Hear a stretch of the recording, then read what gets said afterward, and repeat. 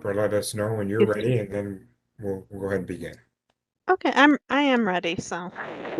And this is Rick. We are now streaming, so you may proceed. Thank you. Well, thank you all, and welcome to Wednesday, first Wednesday of August. Hard to believe it's already August, and we'll kick things off and turn it over to our fellow trustee, George Cushman, to take it away for education. Go right ahead, George. Thank you, Trustee Martin. So to open the Education and Planning Committee this August 4th at 4:30 p.m. To ask if anybody has reviewed the minutes, if there's any from the previous month, from June the 2nd, if there's any questions or concerns or changes, please let us know. Hearing none, we'll assume that that is all good. We'll move on to Dr. Arvidas with the report. Dr. Arvidas. Good afternoon, everyone. So, start with summer enrollment update. Final numbers reflect overall headcount enrollment is down 15.7%, with credit hours also being down 12.6%.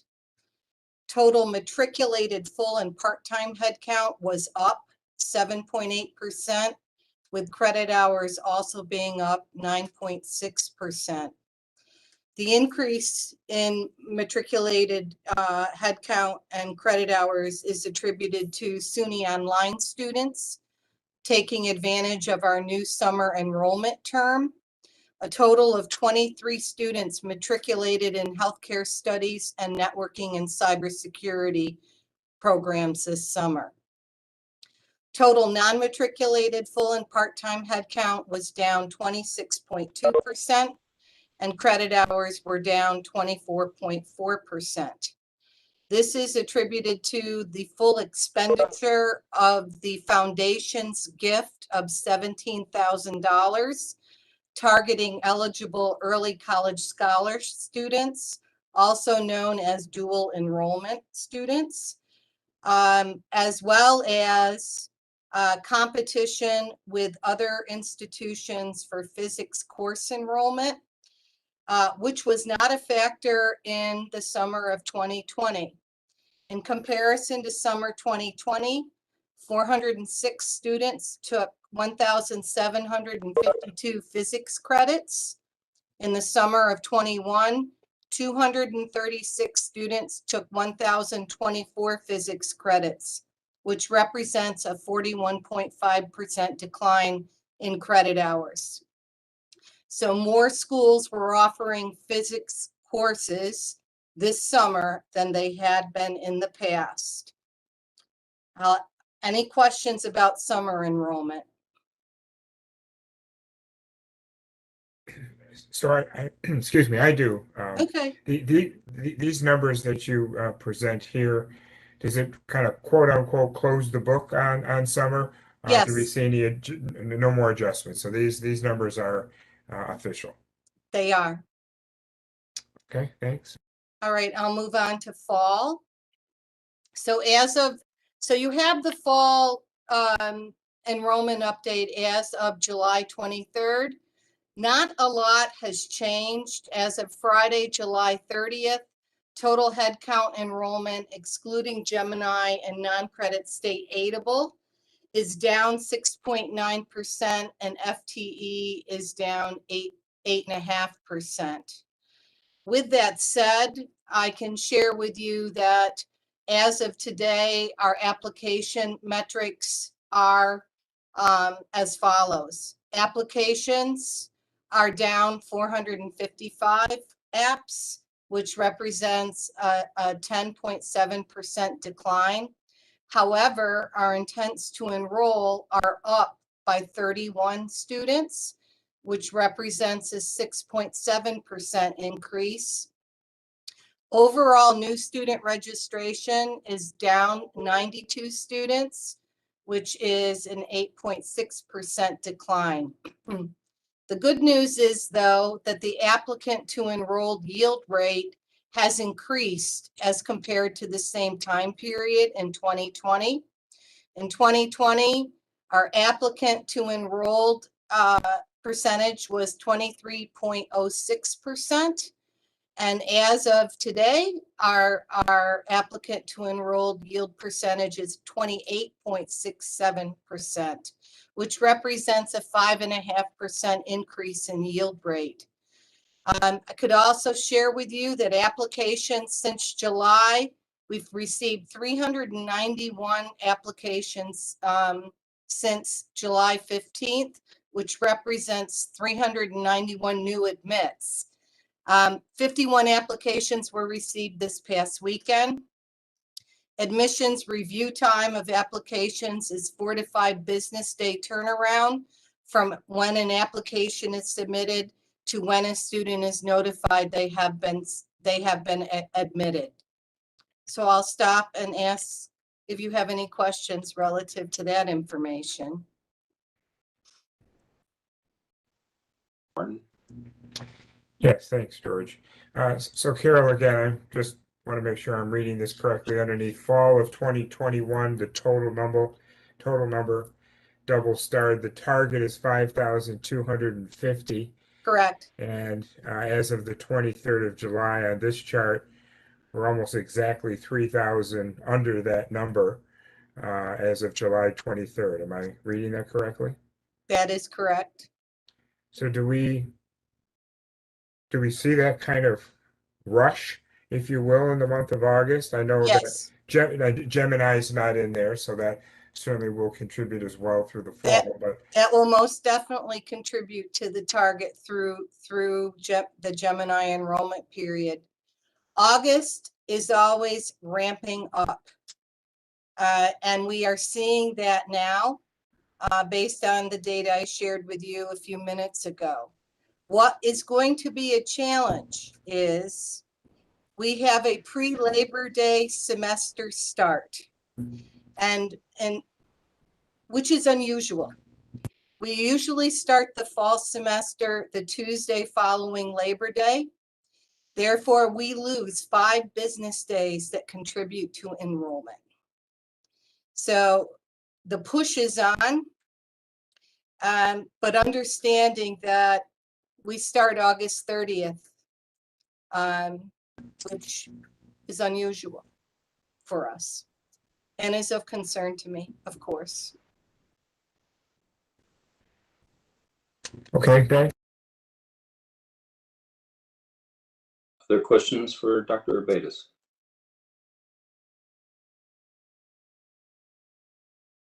Thank you, Dr. Urbatus. You're welcome. Next, we have Dr. Kaiser with a first read of the academic freedom policy. This is, correct me if I'm wrong, Dr. Kaiser, but this is not for approval today. This is just a first read. That's correct. It's the first read. Good evening, everyone.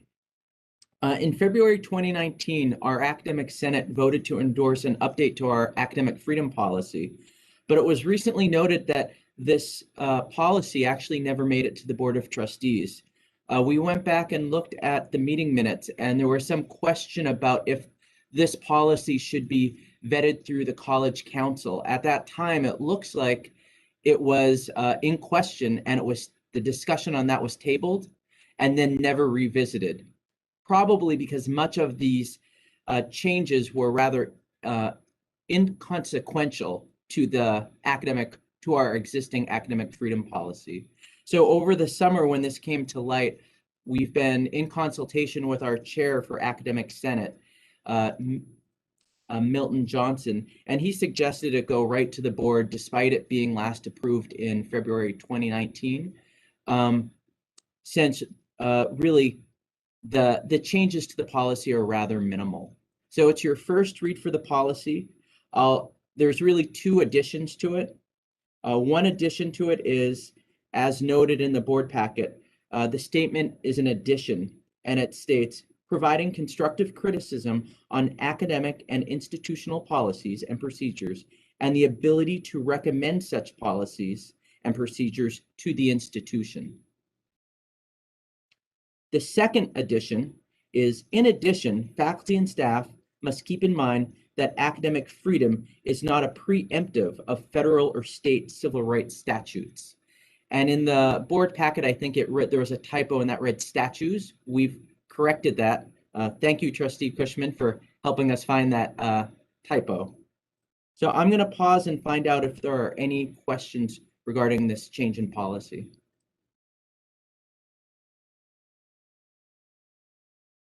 Great. Thank you. Thank you, Dr. Kaiser. Moving on, we've got several resolutions. We'll start with Dr. Covington with the approval of FLCC gender neutral bathroom policy, our first and final read, and the approval of the FLCC accessibility statement, first and final read. Dr. Covington, floor is yours. Hi, let's start with the gender neutral bathroom policy. Suny recommended that all Suny campuses have a gender neutral bathroom policy. Prior to us having the policy that was created, we already had everything in place. We already knew the number of bathrooms, we knew the single stalls, which we have designated as gender neutral. We just created the policy to make sure that we were in alignment with Suny, and it also supports diversity, equity, inclusion efforts here at the college. But I did want to open the floor to see if you have any questions relevant to the gender neutral bathroom policy.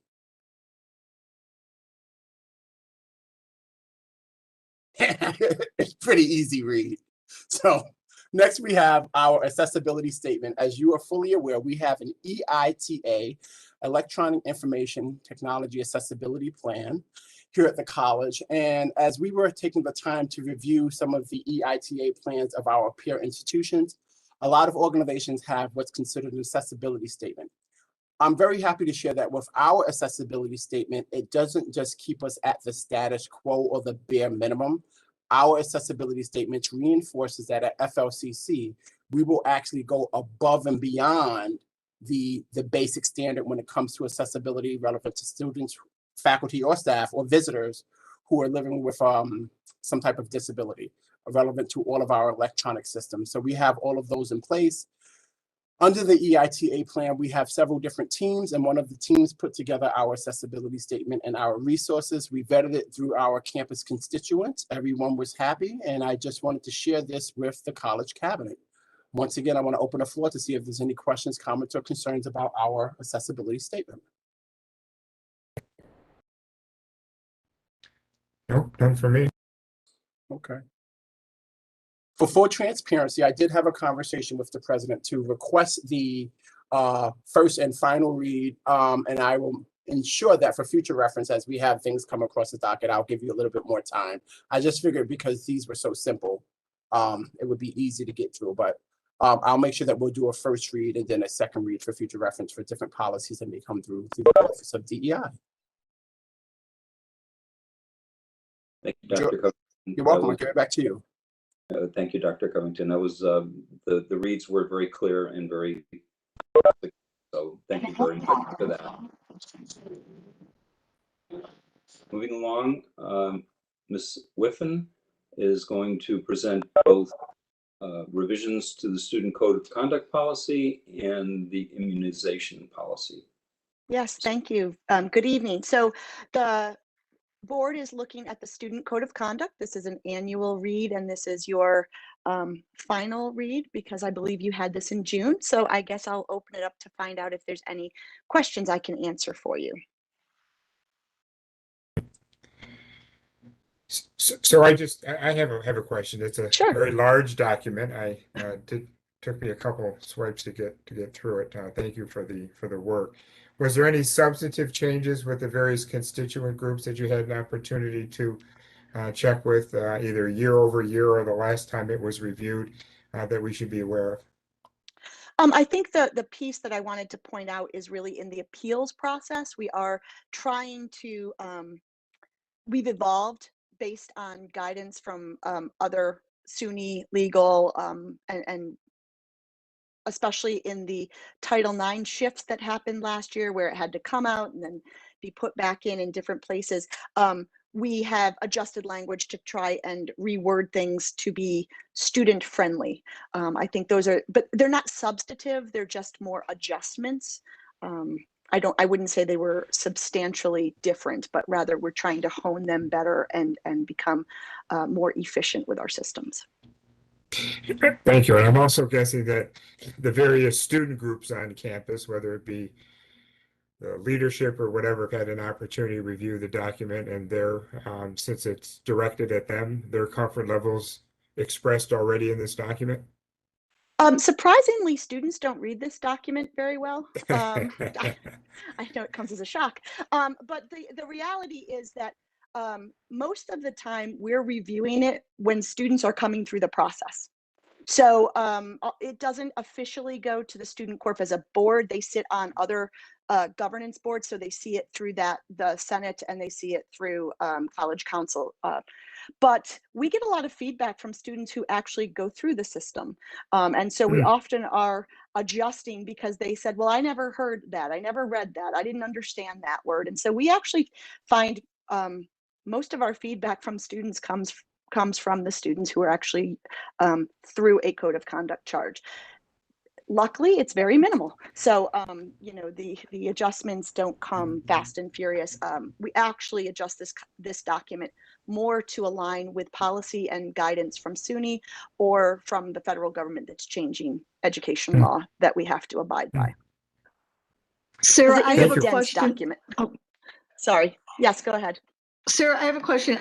As Steve said, it's a very lengthy document. I did look through it. My question is, do we have some sort of a streamlined thing we give the kids? No, I know kid is going to read this, you know, and underlined it and whatever.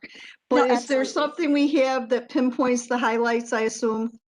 There is, depending on which exact part of the process they're going through. One of the pieces that we do is we sit down with all students before they actually have the formal adjudication process, and we walk them through it. So it's almost a primer. We answer questions. It's not taped. We're not asking them anything about the conduct charge that they may be facing. We're truly walking them through the process and explaining, do you understand what an advocate is? Do you have an advocate? Can we assist you in finding someone? Do you understand what your rights are? Do you understand what kind of evidence you can present to us? So we do have a streamlined flow chart that we can show them as well, but it really comes down to a meeting that the director typically has with them and their parents sometimes, or their advocate, to walk them through the process so that they truly understand. The student then has the option to go right into that. And a lot of times it's a very simple, cut and dry, I stole something potentially from the cafeteria.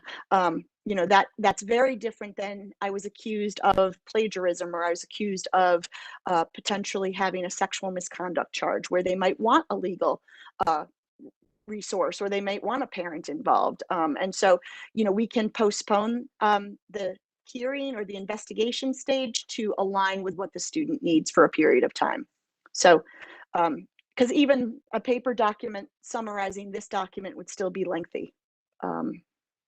So a lot of times it's a combination of a in-person conversation and our flow chart to help them understand.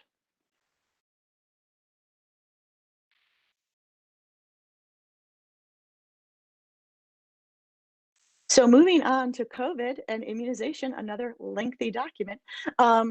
So I wanted you got a second update because in this COVID world, as you can imagine from just reading headlines, things change quickly and on a dime and from week to week. And so when we got this document together and presented it to the president's office for review, we sat down that Wednesday, myself and Deborah Ortloff, who share the responsibility of being the campus's safety monitors with Suny, and we were told, oh yeah, here's a small adjustment. Immunization compliance, if you were completely online through a student schedule, you are exempt from MMRs, or immunization. That's not going to work for COVID. You have to actually have students go through an exemption process telling us that they absolutely will not step on campus. And so the document you received originally and the document you received today had the adjustment to put that online exemption in place, which is a third exemption that students just apply for simply by clicking through an affirmation of understanding of the the COVID protocols. And that is the adjustment, and there's literally a click that says, I am all online with my coursework and I will never be coming to campus in the fall for any kind of service. And that exempts them through, because Suny is going to ask for how many exemptions fall into that category. The exemptions for COVID-19 are standard and aligned with our exemptions for other MMR vaccinations. The difference is that a student can exempt out of COVID-19 or request to exempt out of COVID-19 separate from our traditional MMR. And that is a process we've had to develop. Suny was thoughtful in providing some guidelines, but they have not weighed in and given us specifics. They've talked about working with your local Department of Health and your local legal attorneys to develop the pretty much the religious exemption guidelines. Medical exemptions are much more cut and dry. A doctor has to tell you that they feel someone is needs to be exempt. The religious exemption is more delicate, and the county is going to work with us, and we have myself, the director of health services. The county Department of Health will weigh in, because philosophical is not enough. It has to be truly a religious exemption, and so we're going to have to walk a very fine line, and we feel that this is going to be well utilized, and that we're going to have quite a number of people that are trying to exempt themselves out of the COVID vaccine under the religious exemption. And so it's going to be quite a tightrope we're walking with this policy. The other piece, as you may understand, is that this is a policy we're putting in place, but we have no authority yet to remove a student from classes until the FDA provides permanent approval. So until that time, anyone who is unvaccinated will be able to remain in classes and use the services of the college as long as they test weekly. They use a building entrance monitor system, and they wear their mask at all times, regardless of what the masking protocols are on campus.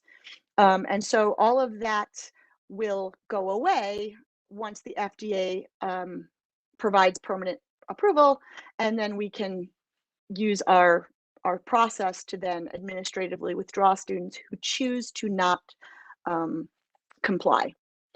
Of course, we don't know what number that will be, and there's no one looking forward to removing 10, 100, etc. students. And so before that would happen, we would obviously work with students to find alternatives to what that could look like. Could they go to all online? Could they get the vaccine in 5 weeks instead of 4 weeks? So there's going to be a lot of managing of this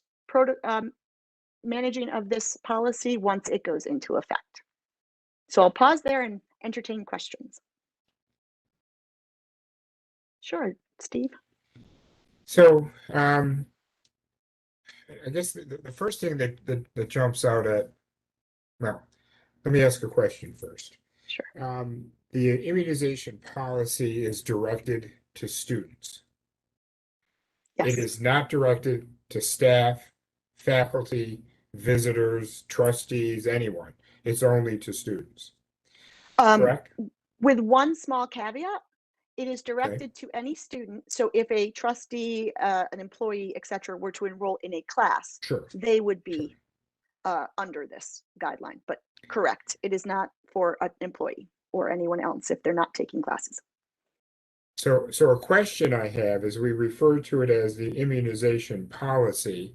I'm wondering if the word student should be inserted there, because if one were to see that phrase, they might think that's the policy of the entire community that we call FLCC. So again, not being the expert, not being involved in process, just reading it as has been submitted and with changes, I throw that out.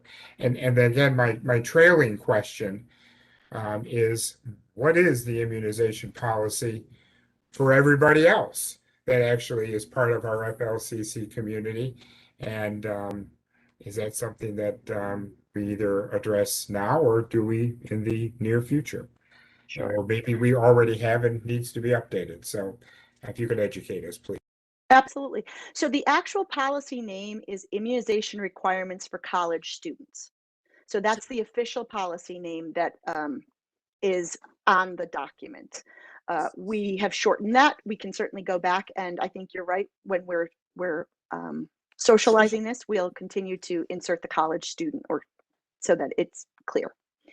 As for the employment element, I am not the expert on that, so I would defer that to Michelle or Dr. Nye to answer that. Michelle, take it away. Can you clarify, please, which portion? Sure, I was referring to a immunization policy that would be beyond students and acknowledging we have different bargaining units and so forth. I respect that. However, these are unusual times, so I'm curious if there is in fact any policy or any guidance that relates to everyone else but students. Right, so we've had some conversations with Leah Naka from the county attorney's office about immunization policies pertaining to employees, and gotten some good guidance, and also some guidance as far as what the county is doing. The county doesn't have a history of requiring immunizations of any kind for employees. At this point in time, it's still our understanding that they don't intend to implement one. As far as the bargaining units, unless our collective bargaining agreements actually call out under management rights, the right of the college to implement such a policy, then it would be it would be a mandatory subject of bargaining. So we would have to come to agreement with each bargaining unit. So it becomes difficult to have a college-wide policy on something like this unless all of the bargaining units are in agreement. If I could just ask one follow-up question.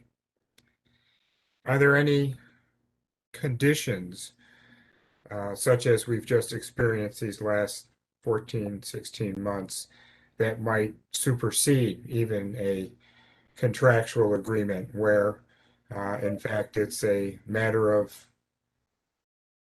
health, it's a matter of public health, if you will, that might make its way into the conversation. I realize I'm surmising here and don't expect you to have a definitive answer, but I'm trying to think broadly.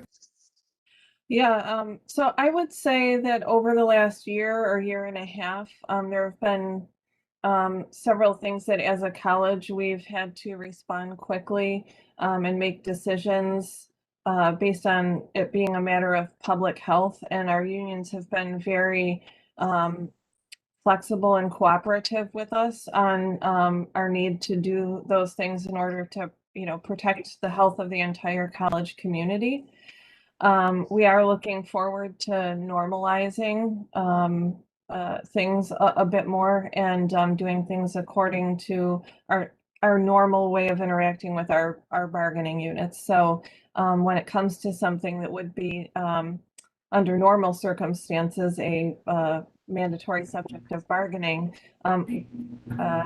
having their input and discussing those things with them in advance. Okay, thank you, Michelle. I'll allow others.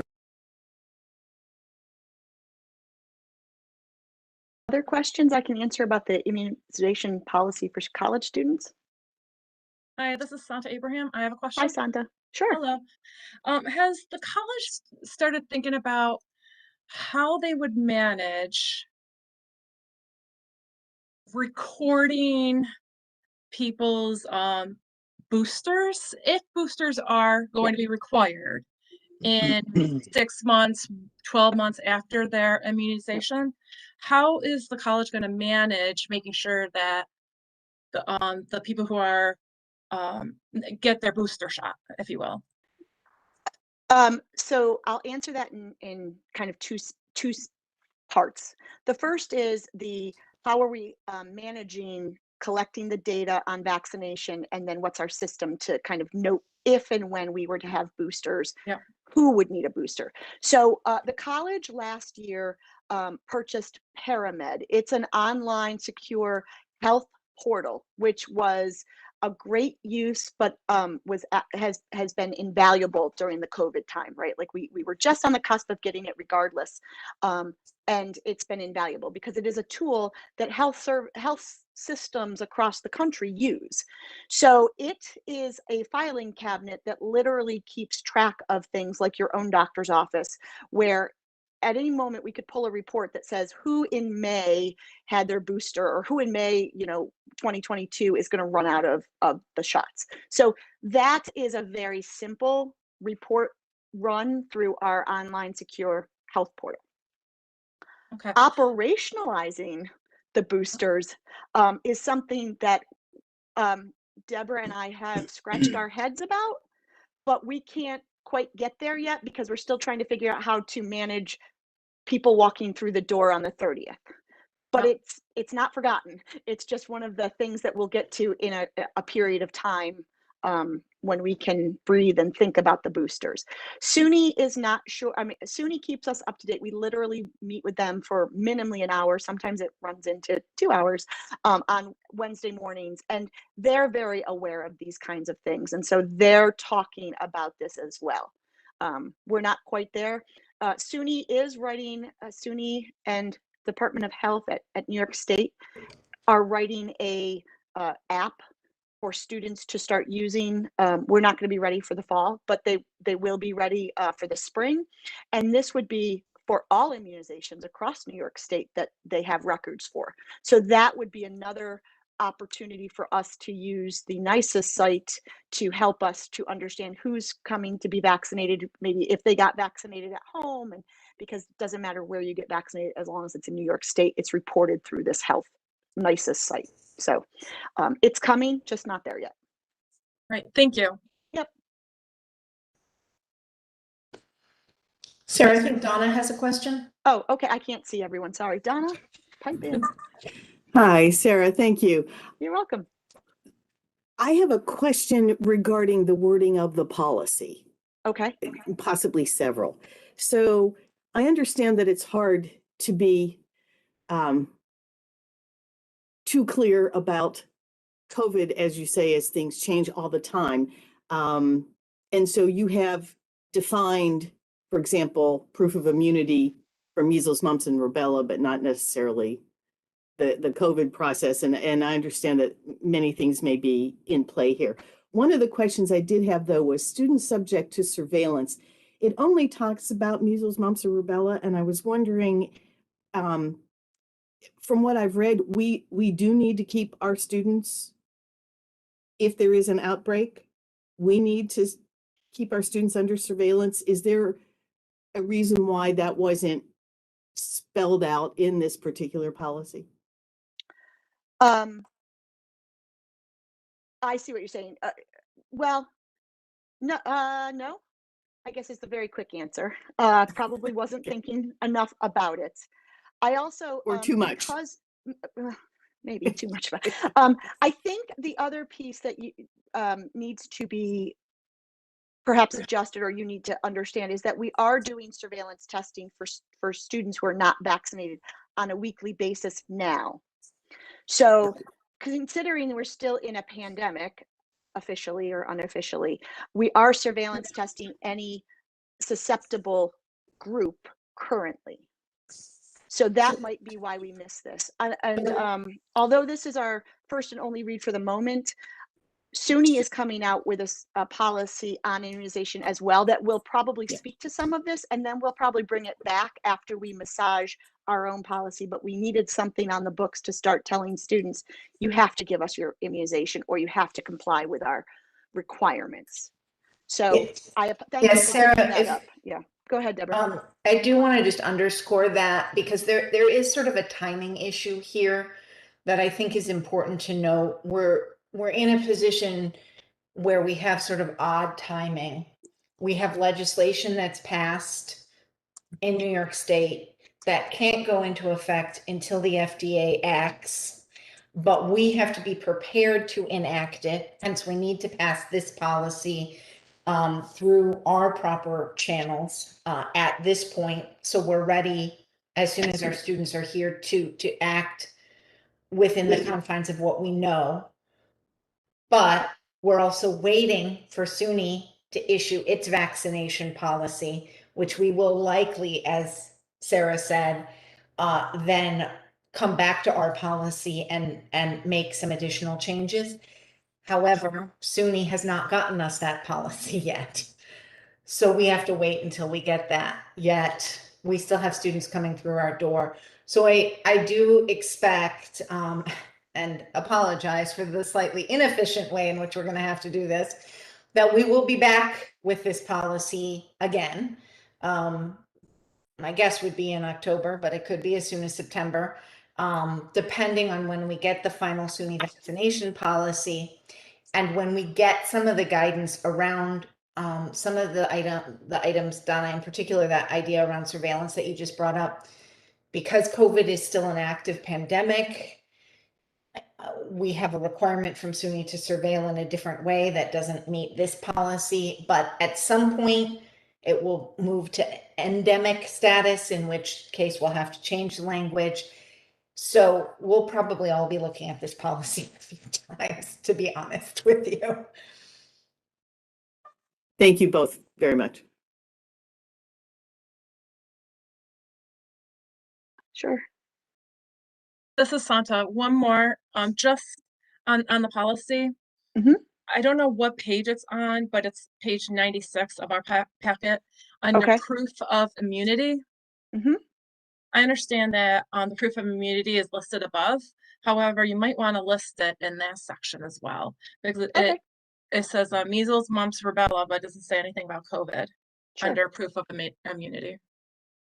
Yep, we can adjust that so that because it is like you said, it's above, so we'll just cut and paste it right into there as well. Yeah, thanks.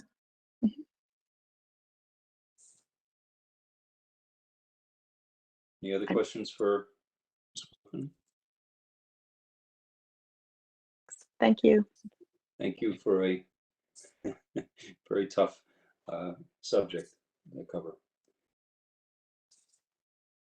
Mr. Kaiser could speak to the executive agreements between the Finger Lakes Community College and the various counties that offer college courses during this coming academic year.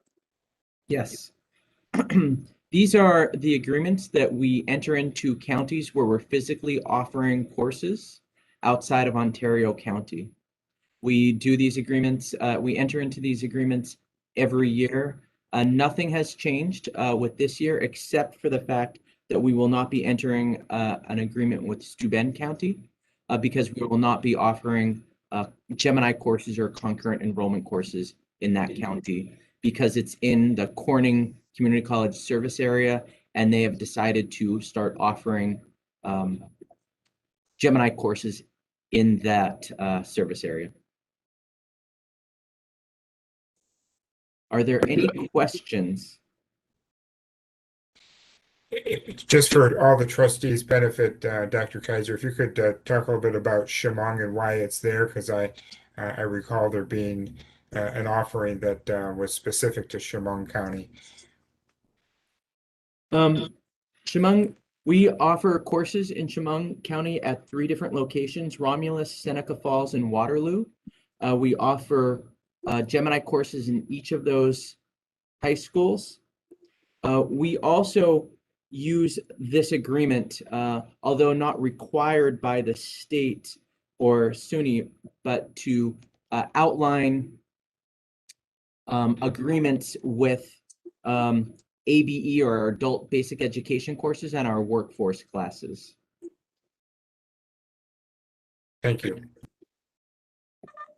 I think, Steve, was referring to Chemung County, which is the EMT specific program. Yeah, that's right. It's our EMS program. Sorry.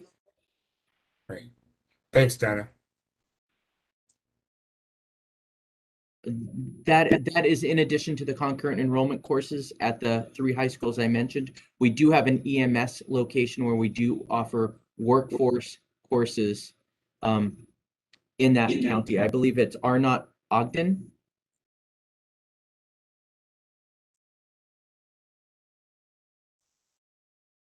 Are there any other questions? Great, thank you. Thank you, Dr. Kaiser. Mr. Palauchuk, I'm going to summarize and I'll let you manage through this list here. We're going to approve non-unit employee reappointments in 21-22. We're going to revise in new titles for advancement and assessment Perkins grant funded positions, technology. And we'll look at our revisions to the FLCC Management Confidential Employee Handbook. Okay, got those all covered. Great, thank you, Trustee Cushman, and good afternoon again, everybody. So the resolutions that were just mentioned, the first one that you'll see there in your packet is for the reappointments of non-unit employees. So this is management confidential employees whose performance evaluations have been completed, goals have been set for this upcoming year, and the employees listed in the resolution are being recommended for reappointment. Are there any questions about this one?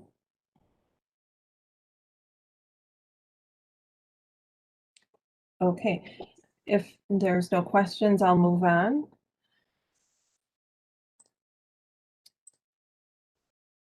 The next one that you have is with regard to revised and new titles. The first couple that you have in your packet have to do with reorganization of some positions in the advancement division. There are 2 vacated positions which are being repurposed to create the titles of Assistant Director of Development and the Development Coordinator.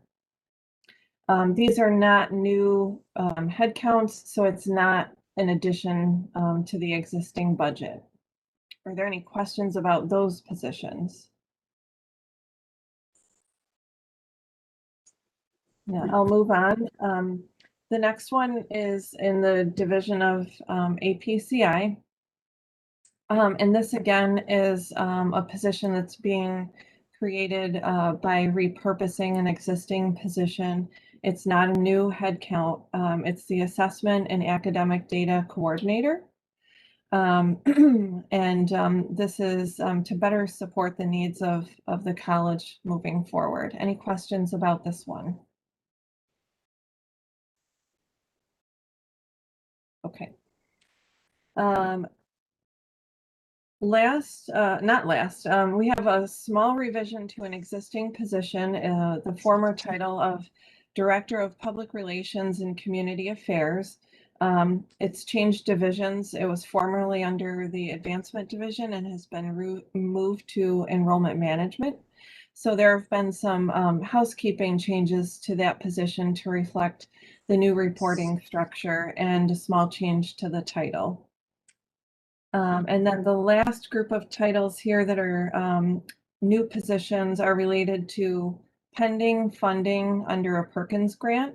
The 2 positions are Technical and Academic Specialist for ASAP and Technical Specialist for Smart Systems Technologies. These positions won't be implemented unless the funding for the Perkins grant is received. So these positions have been created in anticipation of the Perkins grant. Any questions on any of these positions? Just go ahead, Donna.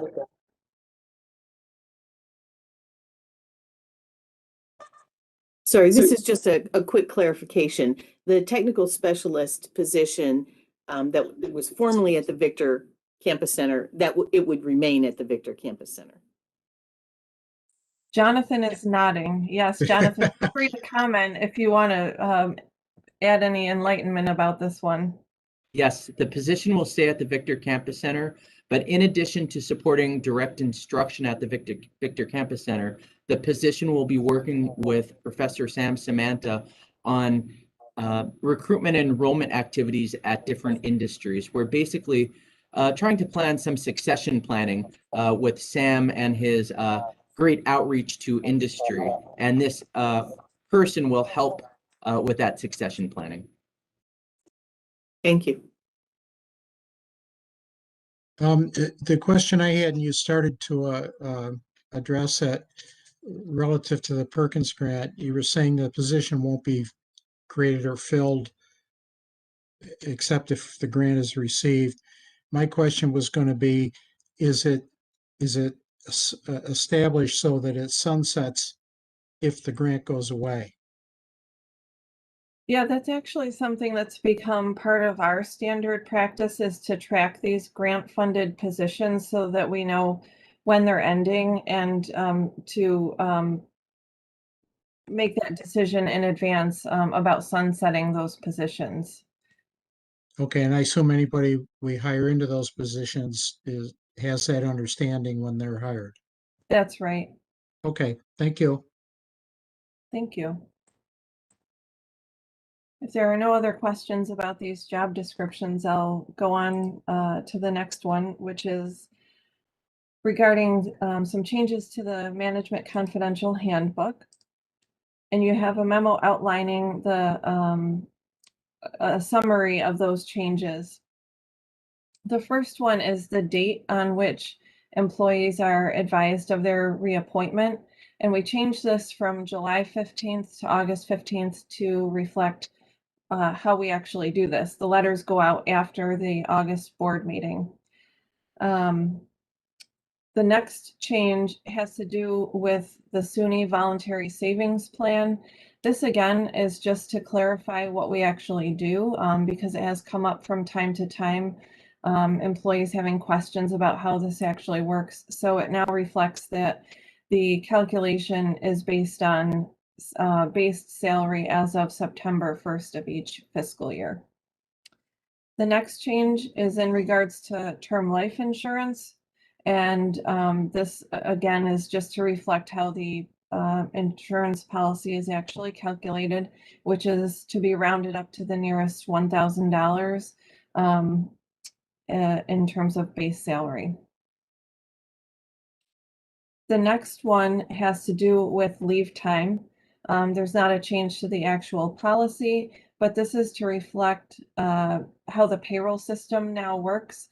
You may be aware that last year we implemented self-service in our ERP system, which is Colleague. And in order to do that, we had to convert the payroll system from what used to be calculated in days over to hours. So we've just put it in an equivalency so that people can see it reflected in the policy, how it actually shows up in their payroll system and their leave accruals. Next is the non-exempt positions, which are listed, and that's to reflect the titles that are currently in use. And then the last one has to do with salary step increases, which only apply to our non-exempt management confidential employees.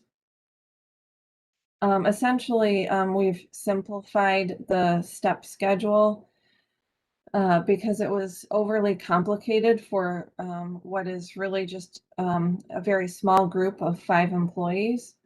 This makes it more predictable and easier to understand and administer, making the step increases the same amount. They were sort of randomized amounts in each grade and step before or in prior years. And so that's the main change with regard to step increases. Can I ask a question about that? Certainly. And your comments helped address part of my question. If I remember correctly, you're saying that basically we're standardizing this on a 3-year schedule instead of the 6-step schedule that currently exists or previously existed. Is that a fair? It's not about numbers of years.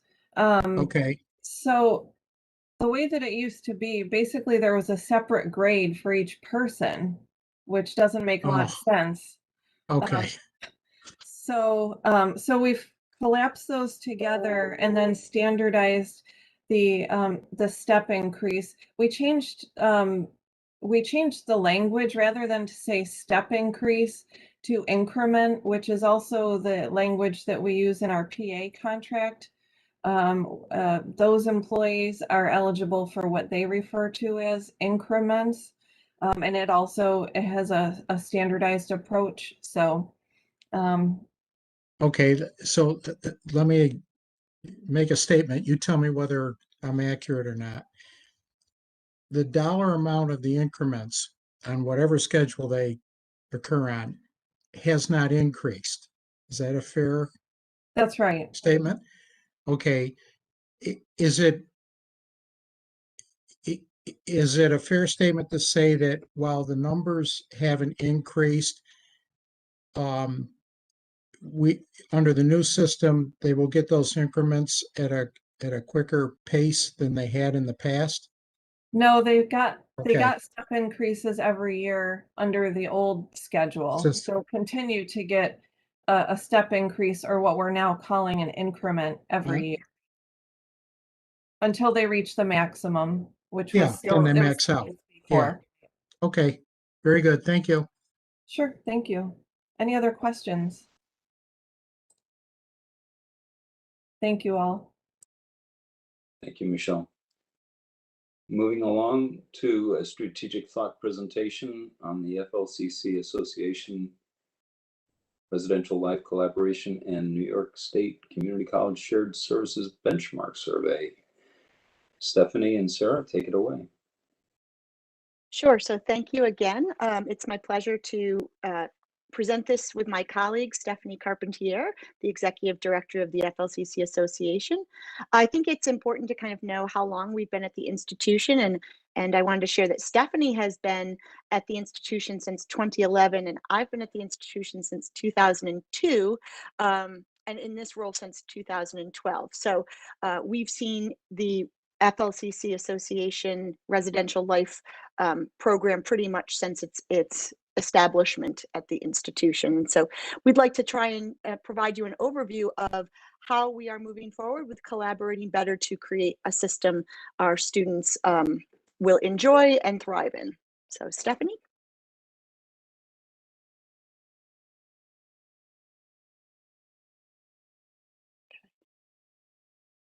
Hello?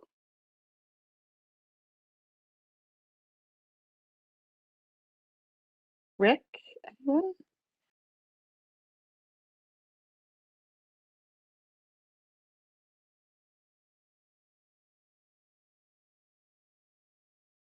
Hello? Oh, hello. Yeah, Stephanie, can you hear me? Yes, can you hear me? I can hear you, but I can't see or hear anybody else. And now there's a lot of feedback.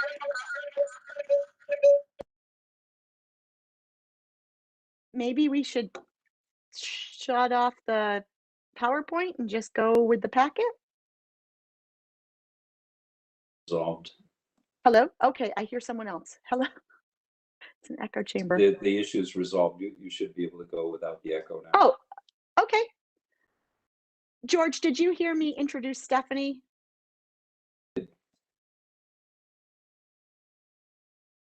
Hello? Hello? I heard her, Barb Hamlin. Stephanie, I'm getting a lot of feedback on your phone, but that might be me. If everybody could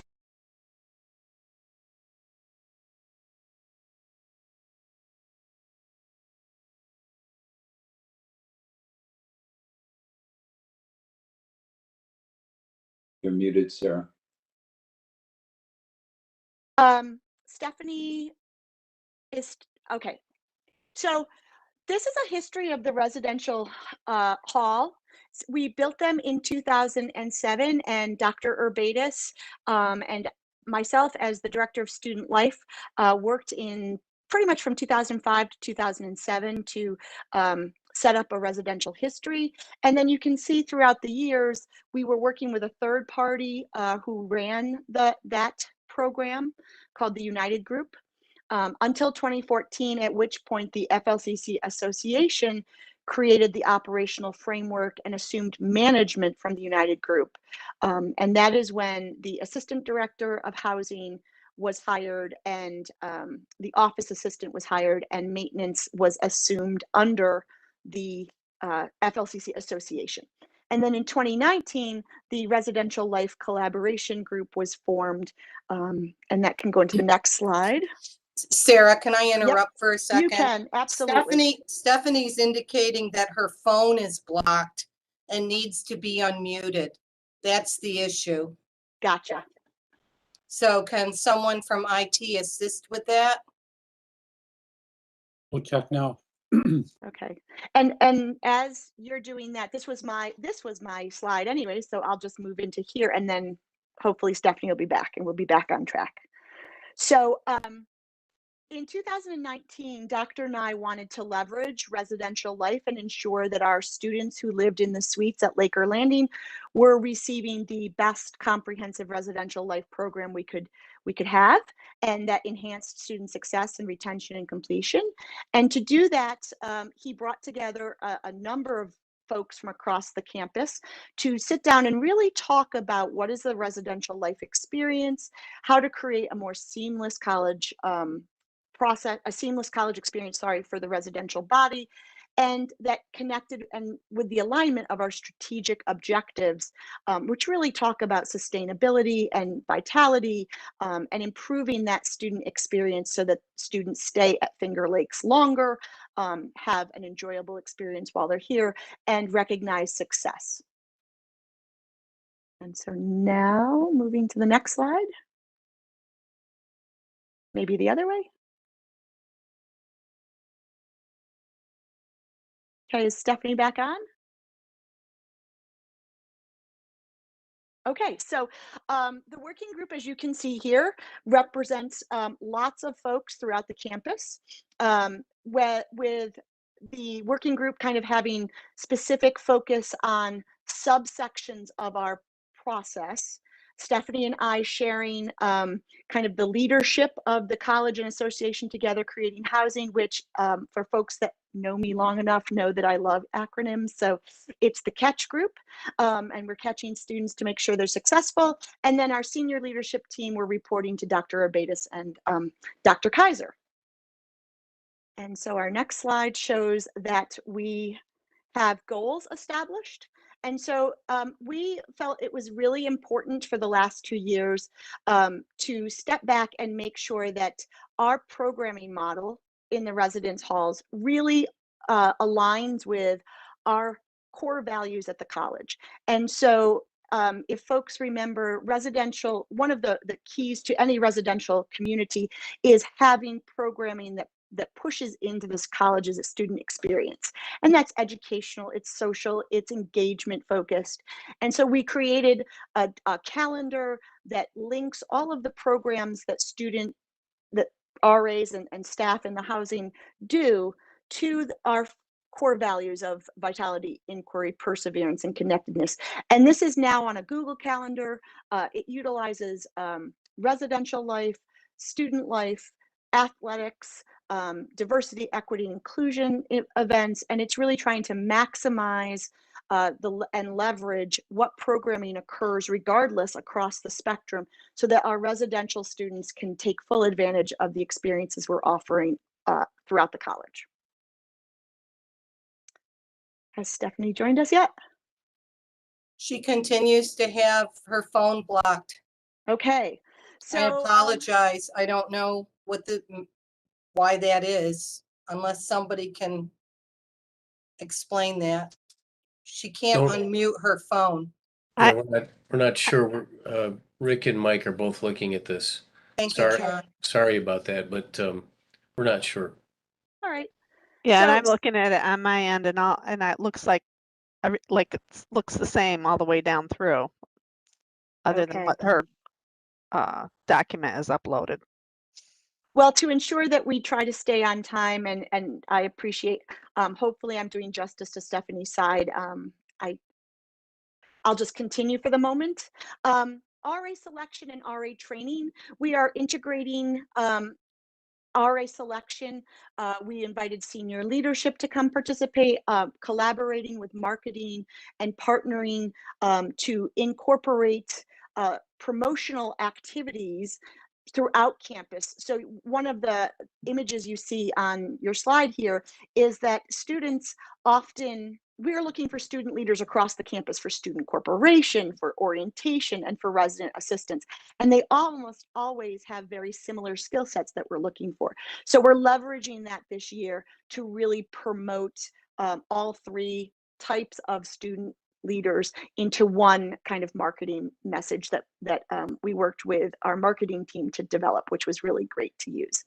And then our training of RAs, as you can imagine, being an RA, especially in today's world, takes a lot of training and sophistication to have them understand how to support their peers. And so across the board, housing is working with key offices to leverage training for students, not just in the first few days before the students return to campus or start their campus journey, but truly throughout the entire year, so that the RAs are getting constant improvement and constant training on topics that they will encounter throughout the term.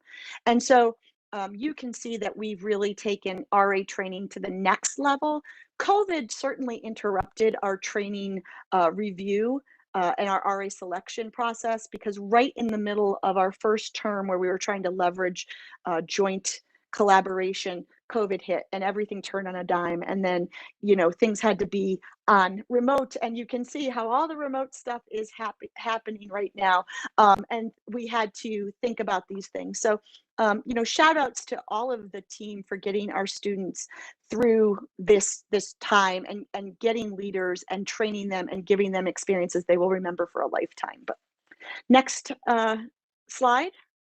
And again, if Stephanie, once you get on, Steph, just jump in, and I'm happy to share this, of course. So we do have some additional goals for 21-22 that we'll be looking at.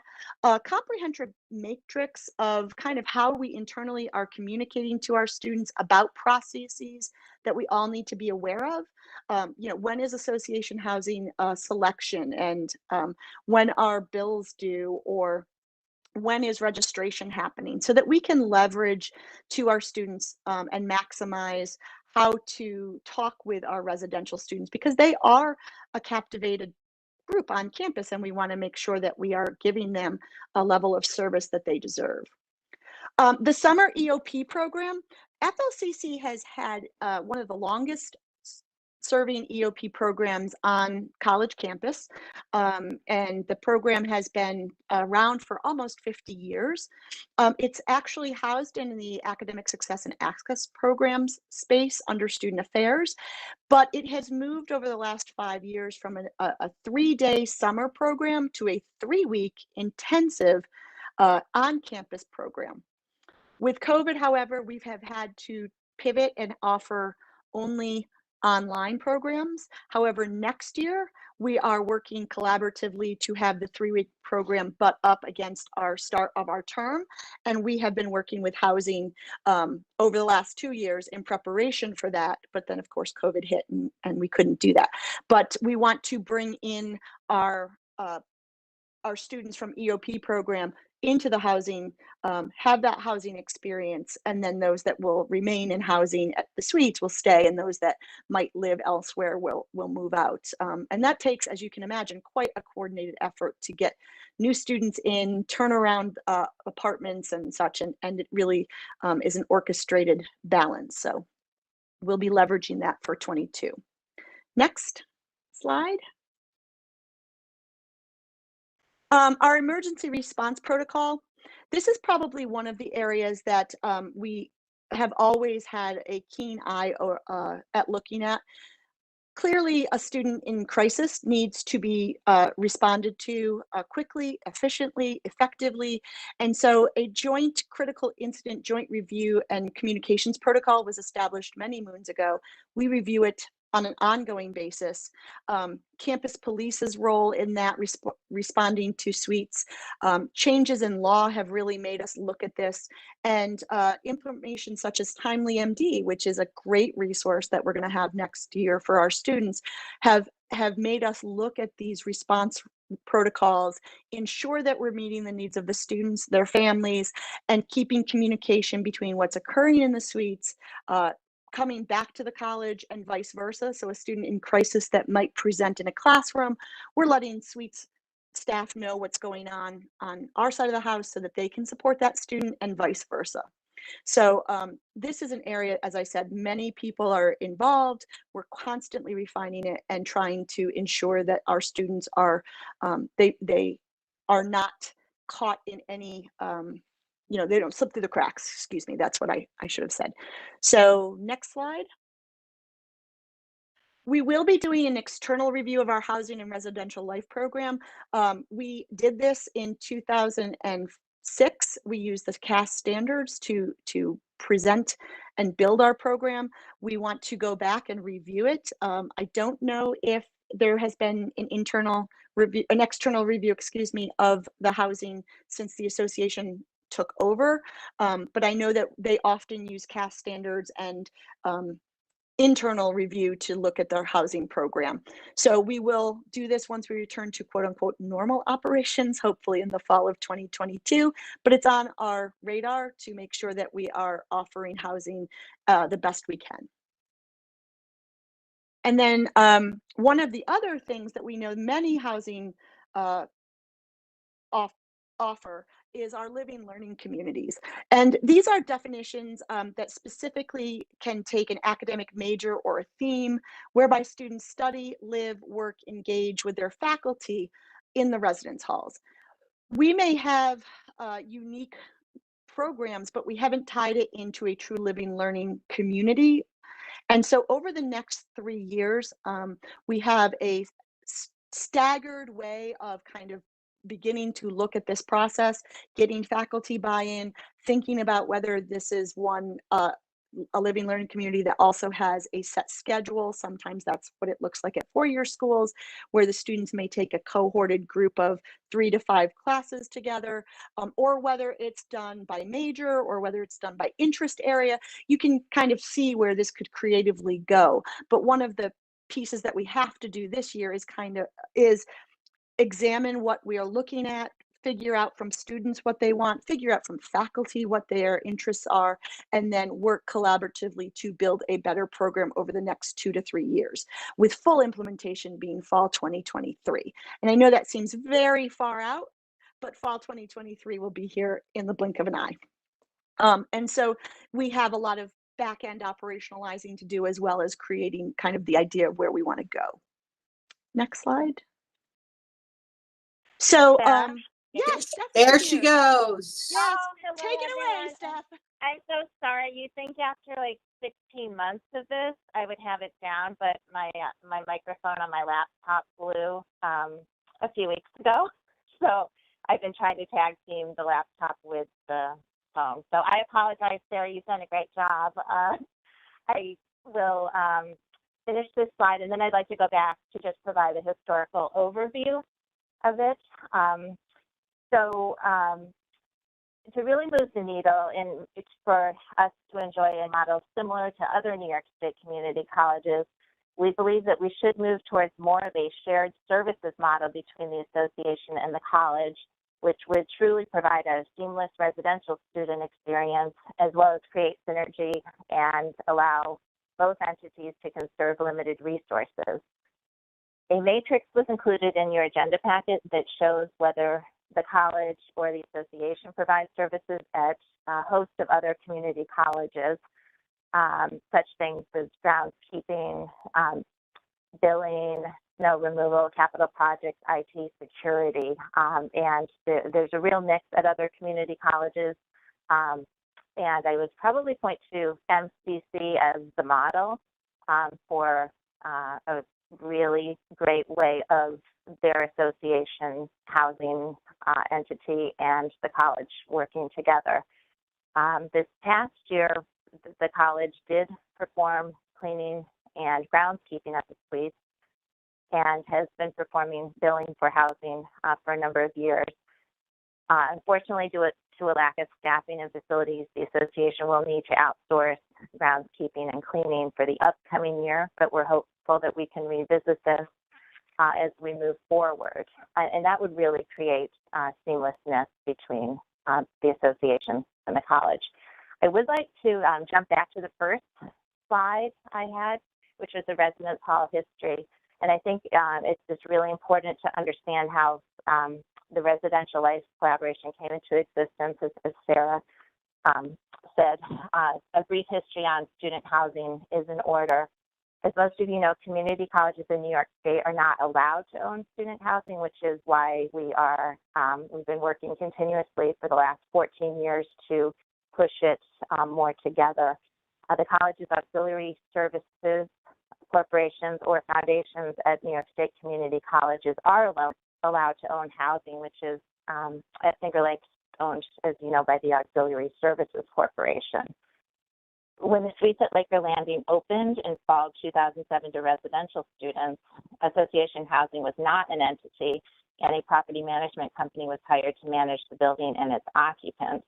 And it's taken those 14 years for us to get to this point where we're at today, due to the obstacles created when the parties that be desired that there be more than an arm's length transaction between the college and student housing at the project's inception. From what I understand, liability reasons had a lot to do with that. In 2008, the association hired its own director of residential life and housing to establish a residential life program in the midst of an operation, a property management operation managed by outsiders whose sole focus was on profitability and not on the students. In April 2010, Association Housing took ownership of the property from Collegiate Housing Foundation out of Alabama and brought it under the umbrella of FLCC Association as a limited liability corporation. And then fast forward to 2014, when Association Housing severed its ties to the property management company and brought all personnel and operations under its auspices. An assistant director of housing and the resident director of housing were hired as full-time association employees, and we committed to a full-fledged residential life program.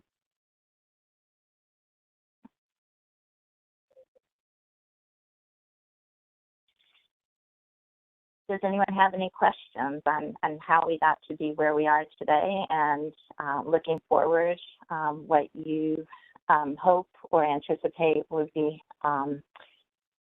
happening in future years? This is George. A couple of years ago, we had a climate survey, and I recall that there was some the students that were in housing didn't fare as well. And I'm wondering if we used any of the data from that survey to inform the changes that we're making. This housing and residential life collaboration was inaugurated at about the time that the climate survey results were issued to the college community. So yes, that was very much coming into play with this collaboration.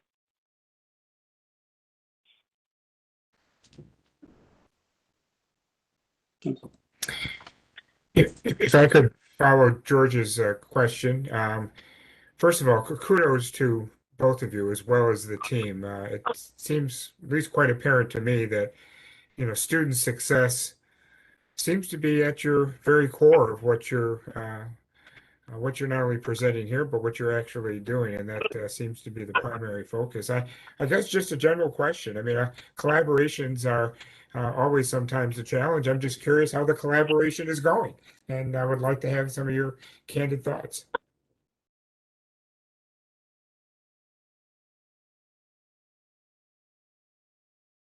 I think we have really stuck to what we've laid out as the timeline, the programming model, resident assistant selection, resident training have all pretty much been tied up, and the working group has done the vast bulk of all of the work and then reporting up, as Sarah had indicated, to she and I, as well as Drs. Zervaitis and Kaiser. And they have, there's been a lot of collaboration. There is a wealth of expertise among the group members, both those within the housing program and those on the college side who have housing backgrounds from previous positions. And I think once the blueprint was identified, and this was taken from the blueprint developed by the working group, and we've decided that these are the key areas to move forward. You know, certainly there have been you know, some interesting times. I think that we are, you know, committed to, you know, as was stated, the student experience and improving the student experience, and everyone has that goal in mind, and uses that to focus on the work of the working group. Sure, thank you. Sarah, any thoughts? Yeah, actually, I don't know if we want to stop sharing the screen. I don't know who's actually sharing it at the moment. So one thing I would say, prior to the association actually taking over the housing, the county and the college, when we first built it, kind of had a very delineated line. This is housing and this is the college. And since Dr. and I's arrival, that line has been a lot more collaborative. And so, you know, we've had some learning opportunities about what, you know, who does what and when and where and how can we leverage that. But I really do think the piece that someone said is everyone has the same goal in mind. Everyone has the same end goal in mind. And that is that the students have a good experience in the residence halls, and we can keep them here at the college, you know, throughout their tenure and graduate them. And so because everyone pretty much comes to the table with that forethought in mind, even if we're having disagreements, you know, we figure out how to make it work. Might not work right away. You know, we might have to do it in stages, kind of like the living learning community. It's going to take a while to do it, but we all know it's going to be the right thing. And so as long as we're still moving in that right direction, I think everyone sees it as the positive it is and can be even better, because we can leverage the expertise that we all bring. Well, there are members of this group here that have much more experience than I, but I would say I'm just delighted to hear the Student Affairs Association Res Life collaboration, and congratulations on the work thus far, and for again maintaining that student focus. So appreciate your work. I have a Thank you. question. Do we have any data on the success of students who do spend 2 years in the suites and their completion rates? Are we keeping track of that? Yes, we do track that. It's a variable that we look at regularly. And what is the result? In general, at the last sort of strongest look that we looked at, and George was talking about in the climate survey, but we've also done some follow-ups pre-COVID. During COVID, we did not track any of this for obvious reasons. The students in housing were not doing quite as well as some of the other students. It does depend a little bit on which metric you're talking about, because there are several different ones. So that was one of the reasons we were really looking at this particular collaboration, was to just make sure that we could really put, you know, as I think several people have said, student success squarely at the middle. And that's what data does, right? It helps us focus in on where we need to look. And the climate survey was probably the most pinnacle piece of that, but we do track housing as a variable in demographic disaggregation on a regular basis. I will also add that the FLCC Association Board of Directors responded to the retention report that was provided previously that identified concerns related to housing. The board's response was provided to Dr. Nye in June of 2020. And it points out some variables that are relative to this discussion that with Dr. Nye's permission, I'm happy to share the board's response. And actually, Trustee Cass is a member of the FLCC Association Board of Directors, and he may wish to comment on our response as well.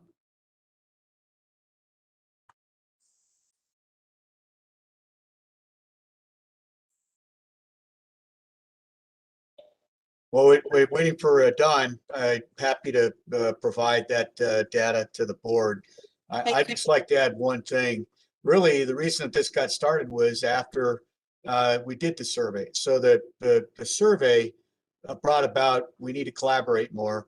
And I have to tell you, you've just gone through 2 years of a gray zone, if you really want to think about it. So the 2 years, there's a skewed data for the period of 1920. And folks are just getting started on stuff.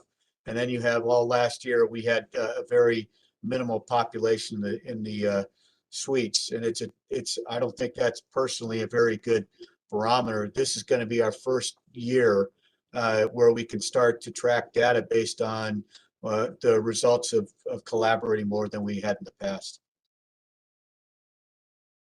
Yeah, I think it's very important that we do share all that information with the entire Board of Trustees. I don't know how soon you can do that, but I think it's a great idea. I have the report available and can share it. Either send it to Dr. Nye and or Penny, or send it directly to the trustees, whatever is preferred. Just go ahead and send it to Penny. Okay, thank you.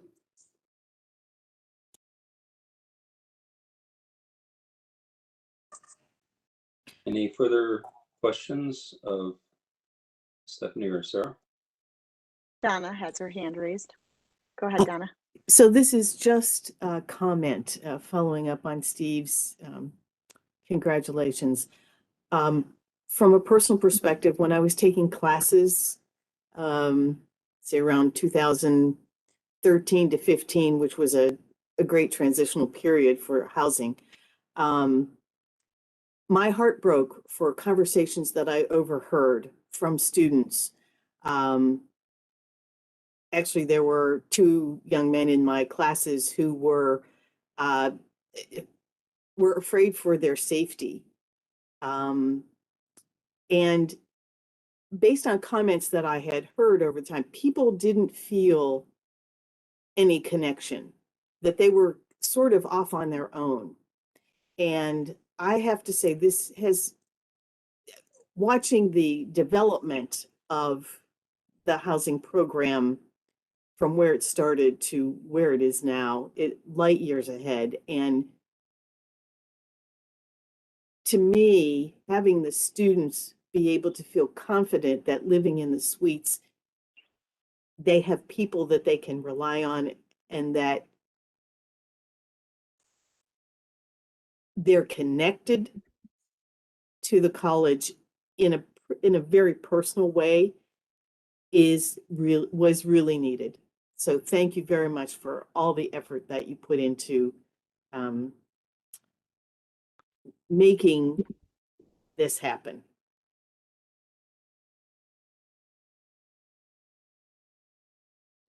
Sure. Thank you. Other questions?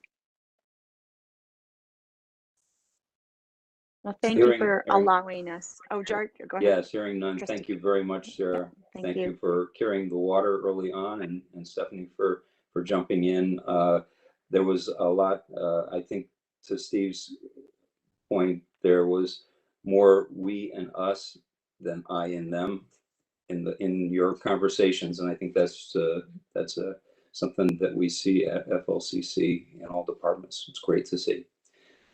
With that, I'll accept a motion to adjourn. So moved. This is Joan, I second. And I'll pass the torch to my colleague, Don Cass. Thank you, George. I'd like to call the meeting of the Finance and Facilities Committee to order. We've had a chance to review the minutes. Any additions or corrections? Okay, moving on. Before we get right into the budget, the operating budget, I'd like to introduce Adam Rathman. I had the privilege of meeting with him last week, and I'd like him to tell us a little about himself. Thank you. Yeah, my name is Adam Rathbun. I am currently in week number 4, so still getting my feet wet, still trying to grasp everything. It's a flood of information coming my way, but it's a lot of great info, and I look forward to working with the Board of Trustees, my fellow cabinet members, and the community at large. So I'm excited about the opportunity. I come from Penn State University. I was there for 6 years. I was a director of finance and business for the Beaver campus. So the roles and responsibilities were a pretty straight transition to this position, overseeing pretty much all non-academic aspects of that campus. I had a brief stint at Carnegie Mellon University, a really brief stint at Johns Hopkins University, and then the first part of my career I spent in the federal government. I worked for a national security agency, both as a federal employee and also as a contractor. And I did a brief stint as a borough manager for the town I live in. And I'm also a councilman of that town. I still have my house there, so my term ends this December. So, excuse me, they asked me to stay on until that term has ended. I'm excited to be here. It's a beautiful area. I'm originally from New York, so I'm kind of coming back to my roots a little bit. I grew up in the Hudson Valley area. And I am a Suny Community College graduate. I graduated from Orange County Community College. So it's great to be able to give back to a system that kind of gave me my start as a community college student. And I was a non-traditional student. I enrolled after I left active duty.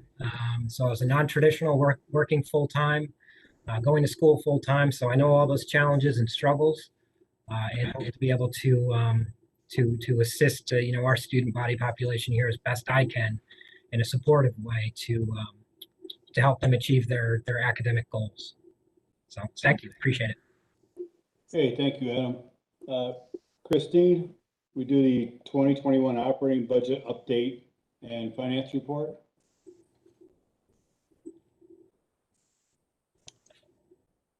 Actually, I think Adam's going to do that. Yeah, she can, Christine can, if she wants to share a screen with the budget, she can. I'll talk to it. Not necessarily know every aspect behind it, but I'm going to start talking to it so I can become familiar with numbers. And if there's any questions, I'm sure we can answer them. Christine probably can, or we can get an answer at a later date. So Christine, are you going to share the screen? Yep. Okay. So one thing I want to point out before we start getting into just a high-level budget overview, the one change we did make to the budget report was the year to or the date of the actual report. Previous reports, the month-end date was recorded on the Monday prior to the week prior to the Board of Trustees meeting, and that was to capture the most recent financial data. What we did change is we're now going to present financial data that is actually a true month-end close. So the financial report that we'll be pulling up in a minute is as of June 30th, and that's a true month-end close statement. So if we ever had to go back to any of these reports at any given time, we could go into the system and pull up that same exact report. The reports that were previously submitted to the Board of Trustees were kind of that moment in time. And we would never be able to actually go back and pull those reports and create the same numbers as the same data. So this is a more accurate month-end report. It is a month behind, so this is as June 30th. But with the ability to be able to pull these reports and have a more accurate financial number. So are there any questions on the reason behind moving to a true month-end financial report? So, welcome, first of all. This is Steve Martin. I don't have a question, but just to clarify, so the June 30th information that we're seeing, as far as you are concerned, that month you've closed out, you've moved on to July. Is that an accurate statement? That is correct, yes. In previous reports, if we pulled the report and they were submitted, they were the data from last week. Those months weren't truly closed yet. There were still some transactions going on. There were still some adjustments being made. And the true month-end number doesn't post until anywhere 7 to 10 days after the month closes. So this is a more accurate month-end picture than what has been presented, if that makes sense. Yeah, I like your. Okay, great. So just some high-level notes regarding this. We are at, in the fiscal year, we're 83% with the fiscal year as of June 30th. Our revenues are at 99% of the budget for the year. This is compared to last year of 92.7% of the budget. So at this point in time, there is a 6.3% variance from last year to this year. Part of that difference is there was a state aid payment received, which included a payment shortage from the 2019-2020 fiscal year. So there's additional payment from the state. There was a 2021 payment adjustment per the approved budget of 5% decrease as compared to the initially budgeted 20% decrease. There was also an increase in a one-time receipt of the federal stimulus funds. So that accounts for the variance between where we stand this year compared to last year. When we look at the expenses, year to date, we're at 82.6% of the budget. This is right on target with where we were at last year. Last year at the same point in time, we were exactly at 82.6% of the budget. So we're tracking well on the expense side of things. The projections will result in an anticipated $835,922 moving to the fund balance. But the projections will be affected by the allocation of additional CRRSA and guidance and final guidance around the ARPA funds. So that's a very high level look at the budget report here. Is there any questions on this? So again, Steve again. So I heard it's conditioned on the CRRSA funds, and what else did you say after CRRSA? I'm sorry, I missed that. ARPA funds. And Christine, if you could, I don't know what ARPA stands for. I don't want to misspeak. It's the third round of stimulus funding that the college is going to receive. Suny hasn't come out with the specific guidelines yet as to what we're allowed to spend that money on. Once we'll receive that, you'll see our allocation of stimulus funds increase, therefore changing our projections. So Christine, the acronym ARPA is AARP? ARPA. It's the American Recovery Plan Act. There we go. Okie dokie. Thank you. We just received guidance today. I attended a meeting with regards to the award of the ARPA student funding. So got guidance on that. So that should happen for the fall, and we can use that for fall and spring of next year. All right. So this is Donna. I have a question for Adam or Christine. Welcome, Adam. Just as a point of clarification, for the projected end of year monies that could possibly go back to the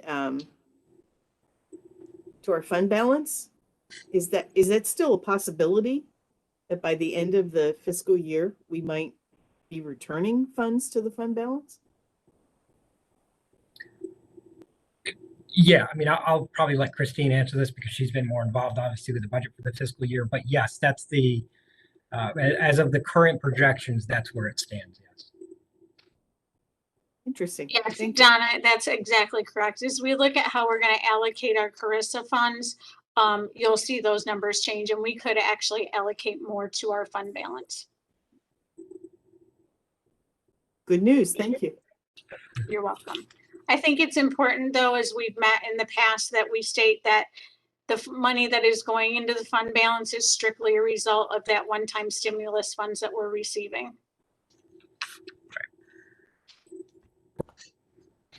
And I might just add on to Donna's comments, but a little further down here, certainly an adjustment in our budget as well will be required just because of what we originally approved, and we had a top number in terms of where we could be, and based on the state of affairs, we'll need to adjust that.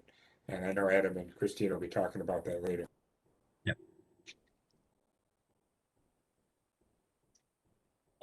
This Rob, I'd like to say one thing, and it's important for the board. As our budget continues to increase, we need to make sure that the general fund maintains somewhere between, we should have a goal of trying to reach 15%. We were there for a little bit. We're down to about 13% right now, but that doesn't include what happens with the stimulus funds. I just want to highlight that it's very important for us to maintain a ratio somewhere that the board's comfortable with. And there are a number of new board members, for instance, from when I came on board, that were very familiar that there was a set number that we wanted to be at. So I just wanted to highlight that. And then we have to have that discussion in the future. Anyone else have a question? You want to do the facilities update? Yeah, I do have a quick facilities update for everybody. Regarding the nursing renovations, furniture arrives August 16th. Substantial completion is scheduled for August 25th, and that's just in time for classes to begin on August 30th. For the Wellness Center, Community Fairs moves in next week, the week of August 9th. And for the HoloLens project, monitor installation is going on this week. The locker installation will begin next week, August 9th, and then there's scheduled to be complete by August 16th. Questions? Okay, thank you. We have a bunch of resolutions. John Actually, Taylor? excuse me, this is Santa. I do have a facilities question. Go ahead. Okay, and we can table it if it's not appropriate. I understand that I read that the county had given permission to a church on Main Street in Geneva, the ability to use the Geneva Campus Center as a parking spots, 32 parking spots, I believe. I understand the county owns, the facility, but do we know what impact that might have to the students if they do have a big event and they do need to use up a majority of the parking spots? Carol, unless you're ready to answer it, Adam. Carol, you want to talk about it? And then if there's anything else, I'll add, but go ahead. So this has actually been in the works for quite a while. There is a memorandum of understanding that has been created and approved that allows the owner of Trinity Church events to have access to, I believe, 34 parking spots in the Geneva Campus Center lot. It's and in addition, the owner will provide internship opportunities and potential scholarship funds for our hospitality management programs. It's my understanding that these, the use of our lot will primarily occur outside normal class times. And at the present time, the Geneva Campus Center lot is never full. Okay, thank you. You're welcome. Two other things, that the amount of scholarships is for $1,000 scholarship for students in hospitality, culinary, business-related activities each year. And then the college retains the right of first refusal to not allow the parking. They have to coordinate it before they use the facilities. Thank you. That was nice negotiation regarding the scholarships. Thanks And so the much. internships as well. And the internships, yeah, wonderful. Thank you. Anyone else? Okay, John Taylor. Accept an agreement with Ontario County to share use of the Geneva campus server room. Yes, thank you, Trustee Cass, and good evening, everyone. Before you have a resolution to accept an agreement with Ontario County to share use of that Geneva Campus Center server room. And a little background on this is that when the Geneva campus was built, the thought was, and it was put into the plans, that the server room would be designed to share with Ontario County eventually. And at the end of 2019, we began to look at that. And of course, then we hit the pandemic. And so we weren't able to move forward with it in a very fast fashion, although we've worked over the last couple of years to create an agreement. And we looked at all the legal and liability aspects of sharing the room. The room would continue to be under our control. However, we share some of the critical infrastructure systems that they would need. In Ontario County, their interest here is to be able to avoid its cost avoidance because going to an external co-hosting facility would be very expensive. Their primary objective is to store their backups at that facility. Unfortunately, along with the resolution and with my letter of recommendation here, the agreement didn't make it into your board packet. It has been approved by the Board of Supervisors already, and I'm confident that it's a good document. However, if you're comfortable moving forward, that's fine. If you'd like to read the entire agreement, I think it's about 15 pages. We certainly could table this until the next board meeting. What thoughts or questions can I answer? This is Jeff. Just a comment on it. Identifying what the county's primary purpose is, being a backup, is important. Part of when I was looking at it, I was struggling to figure out how they were going to use the server to service any of their facilities in Geneva. I mean, that didn't make a whole lot of sense to me. So if they're going to use it as a backup, I don't know how everybody else feels, but I don't have any trouble supporting it tonight. That's exactly what they'd be doing. And actually, the room is broken up into two separate areas so that Ontario County will have a separate physical area for their servers. It would be their servers and their equipment in that separate area. And the infrastructure that's being shared is the power, the HVAC, and the security of the room. Those are the three important aspects of that. Donna? And just following up on that, thank you, John. My question was regarding security. Could you speak a little bit more to the kind of security that might be needed and what our liability is regarding that if something were to happen? Yes, that's exactly why we took so long working on the agreement and how the room is laid out. The room is protected by a card swipe access system and will have two cameras in it. One camera for Ontario County and one camera for FLCC. Those cameras go to a special system that keeps a recording of any activity in the room, so there's no issues there. These separate physical areas in the room have lockable cages, so neither party will have access to the other party's servers or equipment. And the HVAC system is separate from all of that, so there's no need. I mean, any one of the parties can get at anything that they need to that is separate. We've set in the agreement the stipulation that Ontario County provides a list of those people, and I think it's up to 3, those employees of the county that would have access to the room, and that list has to be approved by me. And if there's any changes or if someone leaves the county that had access to the room before, their card would be revoked, so they wouldn't be able to get in there.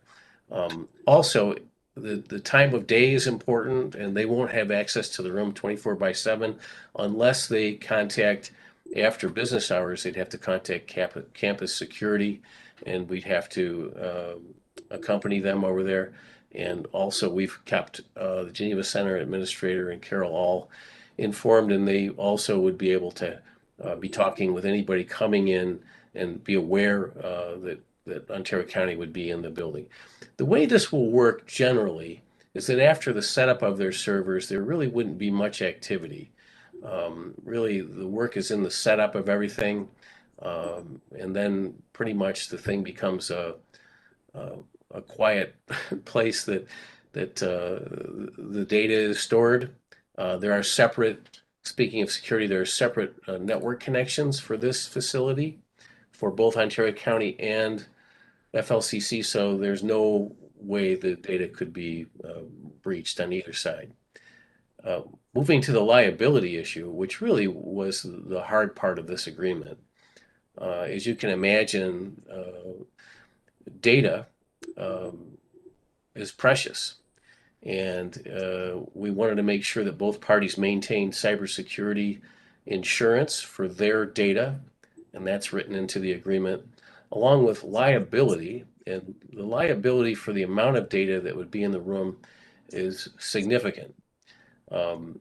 We had to make sure that in the agreement that each party was responsible for their own data.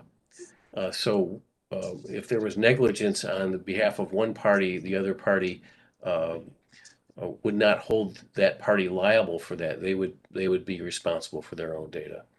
And we spoke with our insurance carrier about all of this, and actually went with a lawyer separate from the county to make sure that we had a good look. An expert from Bonchinick and King looked at the agreement and helped us through making sure that the liability issues were taken care of. Any other questions? This is Rob. Can I just say one thing? I just want to compliment the work that John did in this. It was extremely thorough. It wasn't just COVID. It was a thoroughness that John led the way to make sure that every single aspect of this thing, and to include the liability, Donna, thank you for bringing that up, were accounted for in this process. And I just want to let you know that it was a lot of work. And we're lucky to have someone with John's caliber in IT doing these kind of things. It was a great job on his part and his people. Thank you. I appreciate that, Rob. Let me add also that as a part of this process, I queried all of the CIOs in all of Suny. And as far as I know, we're the only college that's sharing a server space with their sponsor county, which it speaks to the complexity of this type of a scenario and this type of agreement. And it really shows the partnership that we forged with Ontario County, that we could get through this kind of an agreement. It's not an easy thing. And as you can imagine, co-location facilities charge incredible amounts of money to house your data. And in this case, both parties are able to share in the infrastructure costs, and it really is a great partnership. So just out of curiosity, do we have any idea of how much cost the county avoided? I did include an example of that in my my memo here. I forget. Yeah, one of the items is just one of the issues that we run into is that the county and many government locations are required to have fire suppression in their server rooms, and we haven't had fire suppression there. And so what we were able to do is use the leftover money that we had from the Geneva capital project and implement a fire suppression system for both parties. And that would have been a $42,000 item if we just went out and bought it separately. So that's one way of looking at it. Another is that the HVAC system there, it is a higher end system and it's built to service both parties. That type of a system, though, is not cheap, and I'm going to guess it's probably on the order of about $75,000 or $100,000. So we're going to be sharing in the maintenance and in the cost of operation of that. And in the agreement, we figured out a way to break down the costs of the maintenance of that, along with the ongoing yearly maintenance of the generator system, because there has to be a backup generator for both parties. and the cost of electricity that the county will be using. So we've looked at all the aspects of the cost of operations, and we're sharing in that cost. Well, somewhat facetiously, what I was going to suggest is if the county's avoiding X number of dollars, that'll be every year, it'll be perpetual. Then part of the negotiations for the sponsor's contribution is to suggest that they at least split that savings with the college. Yeah, right. And actually, that's a good point. The way we will be remunerated at the college for this will be through the sponsor's contribution. Really? Okay. Yeah. Yeah. So that's great. And that also is in the agreement. Anyone else? That kind of puts Rich right in the middle, but I will Okay, say thanks. that there were a lot of folks in the county who thought John was being a little over sticklish when it came to the negotiation. So this is thumbs up to all them, right. John. My Okay. pleasure. Thanks. Okay, we're going to amend a resolution to amend the 2020-2021 operating budget. Adam? Yeah, thank you. So in front of you, the memo and then the resolution to amend the 2020-2021 operating budget was originally approved back in July 1 of 2020 at $41.6 million. This amendment is to adjust that to $44,566,085 for the 2020-2021 operating budget, with the sponsor contribution remaining at $3.7 million for the sponsor. Are there any questions on this? Okay, the next one, approved write-off of accounts receivable for 2018, 2019. So again, in front of you is a resolution to write off $592,931 for student accounts that have been deemed uncollectible by internal and external efforts. Just for some history, this is for 18-19. For 17-18, the write-off was about $613,000. The year prior to that, the 16-17 write-off was $427,000, and then for 15 and 16, the write-off was about $418,000. So it is a little bit lower, about a little over 25,000 lower than last year's write-off of $613,000. This is a typical annual write-off that is being done. Any questions? This is Jeff, and I know I had sent some questions in earlier, mostly related to the second write-off. But have we tracked, and I appreciate the numbers that you just recited, so we know about how much we're writing off each year, and apparently it goes up and down. It's not a steady increase over time. But as we increase tuition, how much additional money does the tuition increase generate on those same years? And is the tuition increase generated relatively about the same amount of money that we're writing off every year? I don't know the answer to that, and I'm not expecting one at the moment. Yeah. But we keep raising tuition and then we keep writing it off. And I guess the question is whether those numbers are similar or one is greater than the other, or whether it fluctuates from year to year. But at some point, I guess the question is, what's the point of increasing the tuition if all we're going to do is write it off? Yeah. So, like I say, I don't expect an answer on the fly like this, but it crossed my mind that, the state never increases its contribution. The county hasn't increased its contribution in decades. So we keep pawning the increases onto the students in the forms of tuition increases. And if all we do is increase it $500,000 a year, and then we write off $500,000, we're going through a lot of machinations. We're not gaining any ground. But Jeff, you have to add in there that all the students that don't write off the debt that you have as well. You bring up a valid point that we need to do better on, which is the sponsorship funding, and then also the state modeling of the funding that's there. That we've worked hard with the state, and the trustees have done a great job recently of helping where we at least have a floor now. We're not constantly dropping. So there are efforts that are going on, but when you take that, what you just mentioned, I would say two things to add in what you just said. It's not just the students that have the debt. It's all the students that don't have the debt that we're not writing off. And it's also linked to our chargebacks as well. So it's kind of a bigger picture.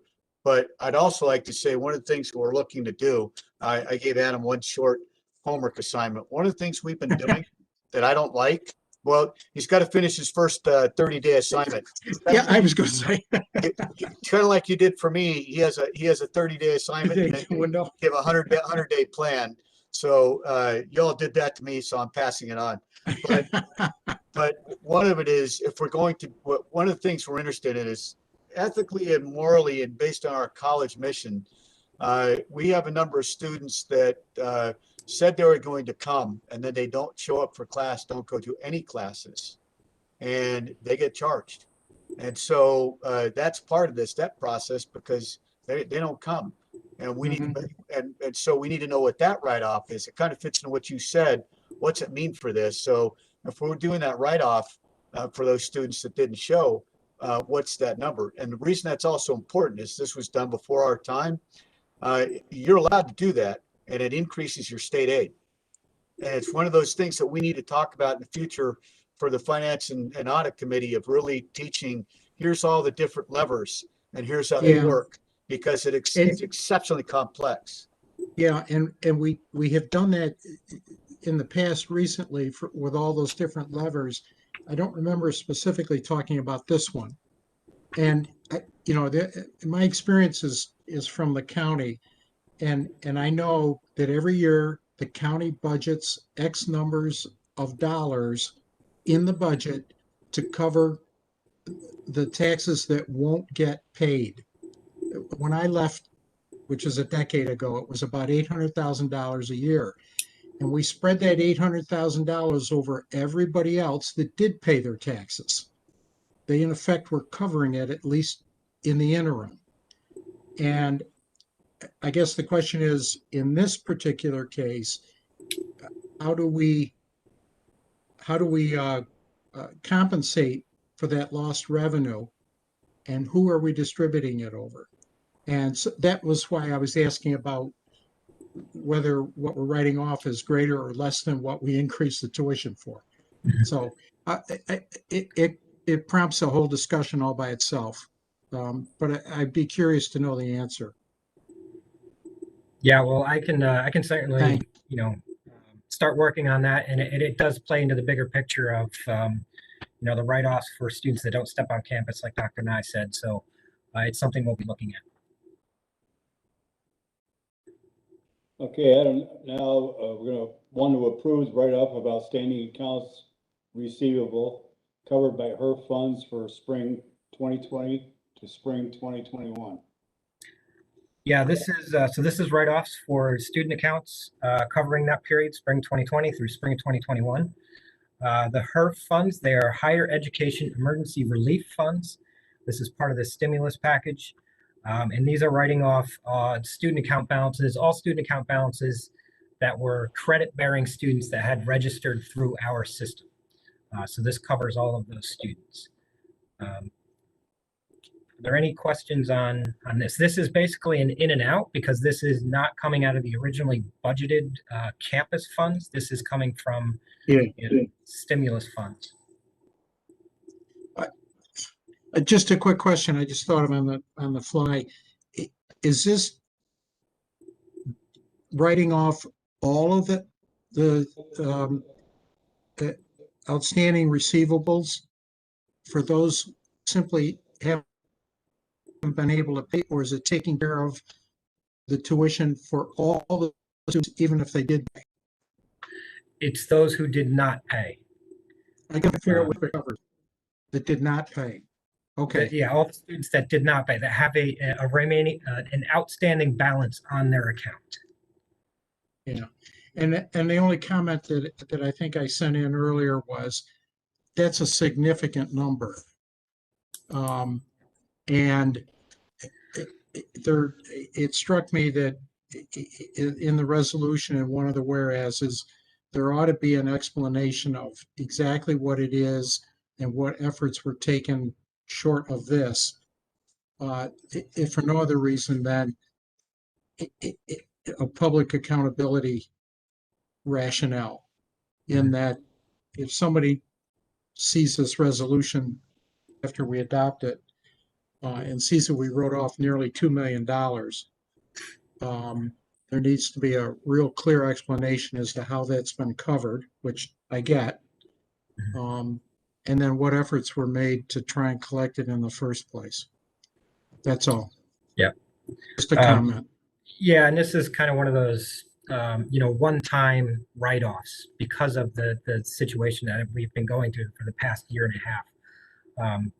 We're not the only community colleges using these funds for this write-off purposes. Where I've consulted with a couple other campuses; they're doing the same thing, and that's what these funds are made available for us to do, is to pay off student balances so that it gets them back on track and covers some of that stress that they might have felt over this past year and a half of trying to get themselves, through an education, and realizing maybe they couldn't do it, or they had some other extenuating circumstances that prevented them from, making a payment or coming to class.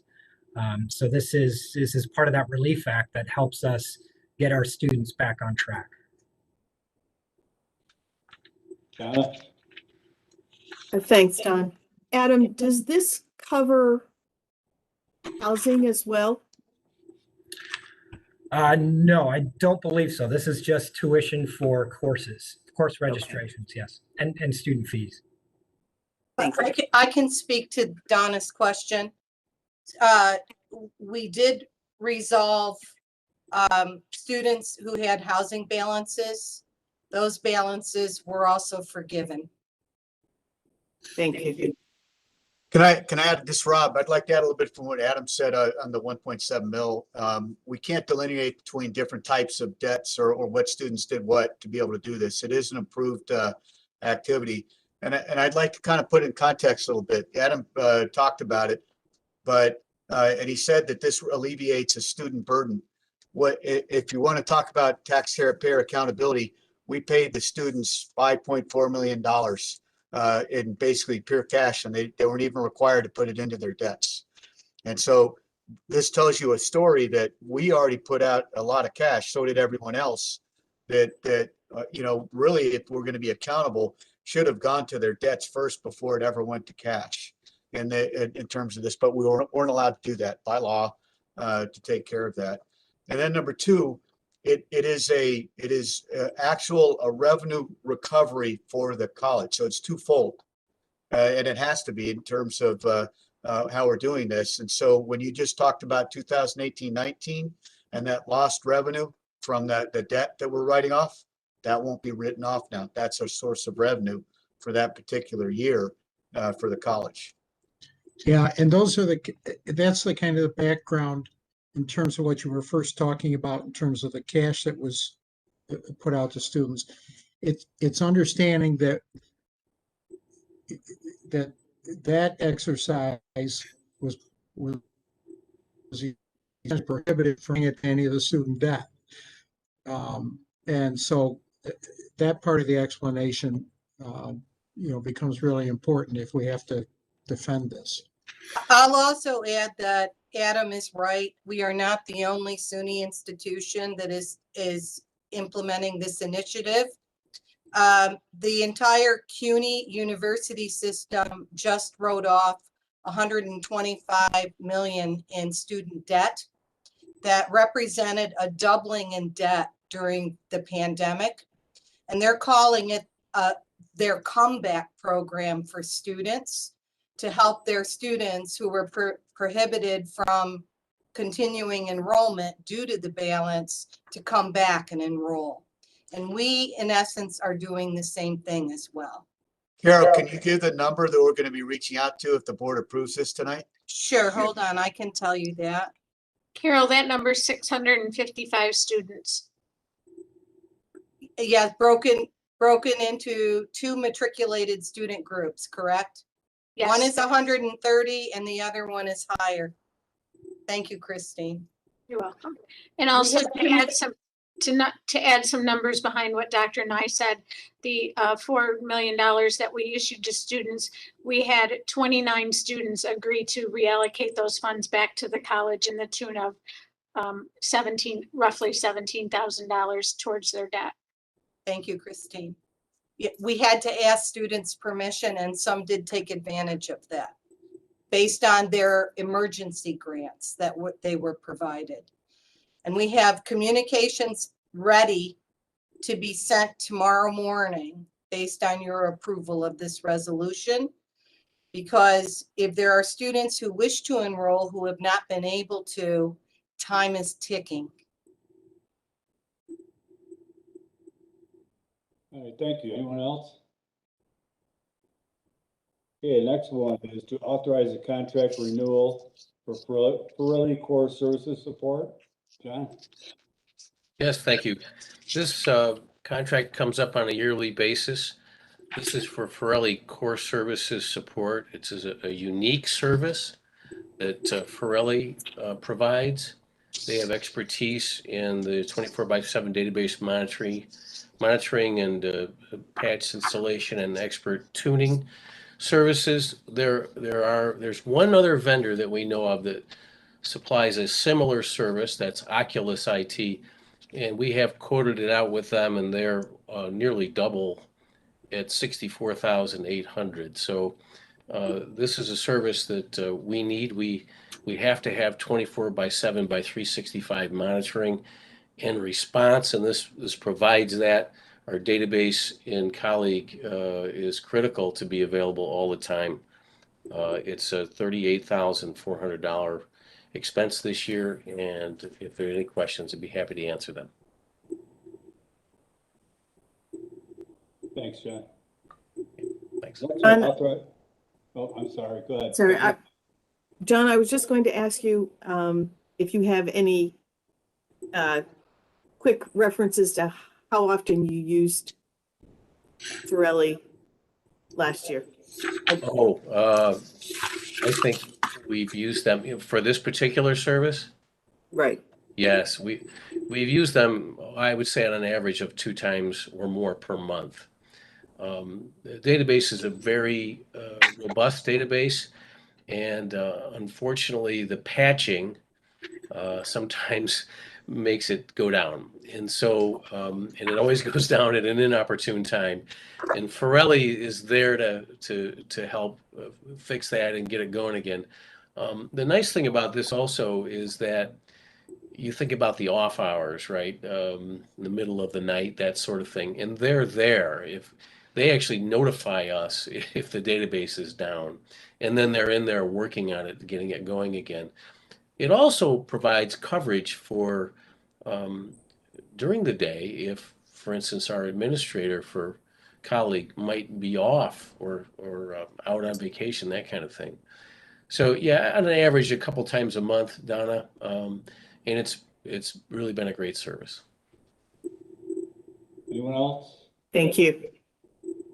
Okay, the next one is to authorize a short-term contract photography services with Ricky Van Camp. Adam?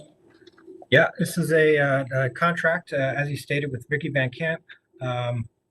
It's for August 6th of 2021 through August 5th of 2022. The cost is not to exceed $13,600, which is the same cost of the previous contract that we had with these services, and they are to support the communications office. Any questions? Okay, thank you. Next one is authorization to sign a contract for EMS courses. Dr. Kaiser? This is a contract we have with Finger Lakes Regional Emergency Council. It's an existing contract, and we're simply taking advantage of a provision in the contract to extend it for 3 years. And both parties thought it would be benefit to do this as we don't see any changes in the contractual relationship. Questions? Okay, the next one, bid acceptance, cooperative natural gas bid with WFL BOCES. Adam? Yes, this is a big contract to be conducted by the Board of Cooperative Educational Services of Ontario, Seneca, Wayne, and Yates counties. And what this is it appoints the board as representatives to assume the responsibility for drafting the specifications, advertising for bids, accepting and opening bids, tabulating the bids, and reporting the results to FLCC, and making recommendations, and then securing the natural gas contract through the appropriate channels. Any questions on this? Okay, thank you. Next one. Adam? Yeah. Sorry, I have another question. I'm just curious about the history of this. It seems like a wonderful shared services piece. And I'm just curious who reached out to whom for this cooperation? I don't know. This was initiated prior to my arrival, so I don't know if any, Christine, I don't know if she has any info on that, or anybody else, but I can find out the history and get back to you on that.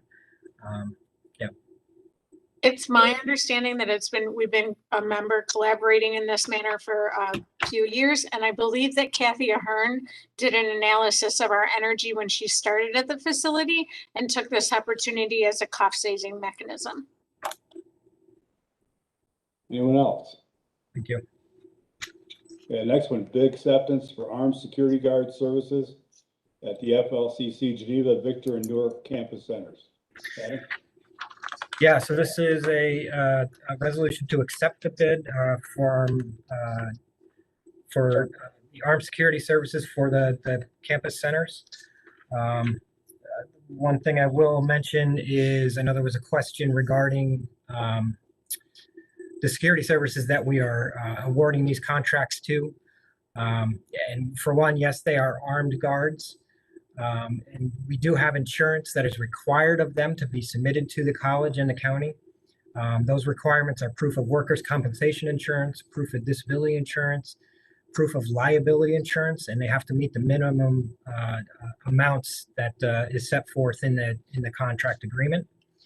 The primary awardee on this contract, Champion Security Services, has done work for the community college in the past. They have also done work for the state and the federal government, both here and overseas, as part on military installations as well. So they're a reputable corporation that I have looked into. They are a state certified veteran-owned small business. And from what I can gather, they have all the appropriate licenses and requirements that are afforded any security service that is needed to do business in the state of New York. Are there any other questions on this contract award? Adam, can I add a little bit of more information? Absolutely.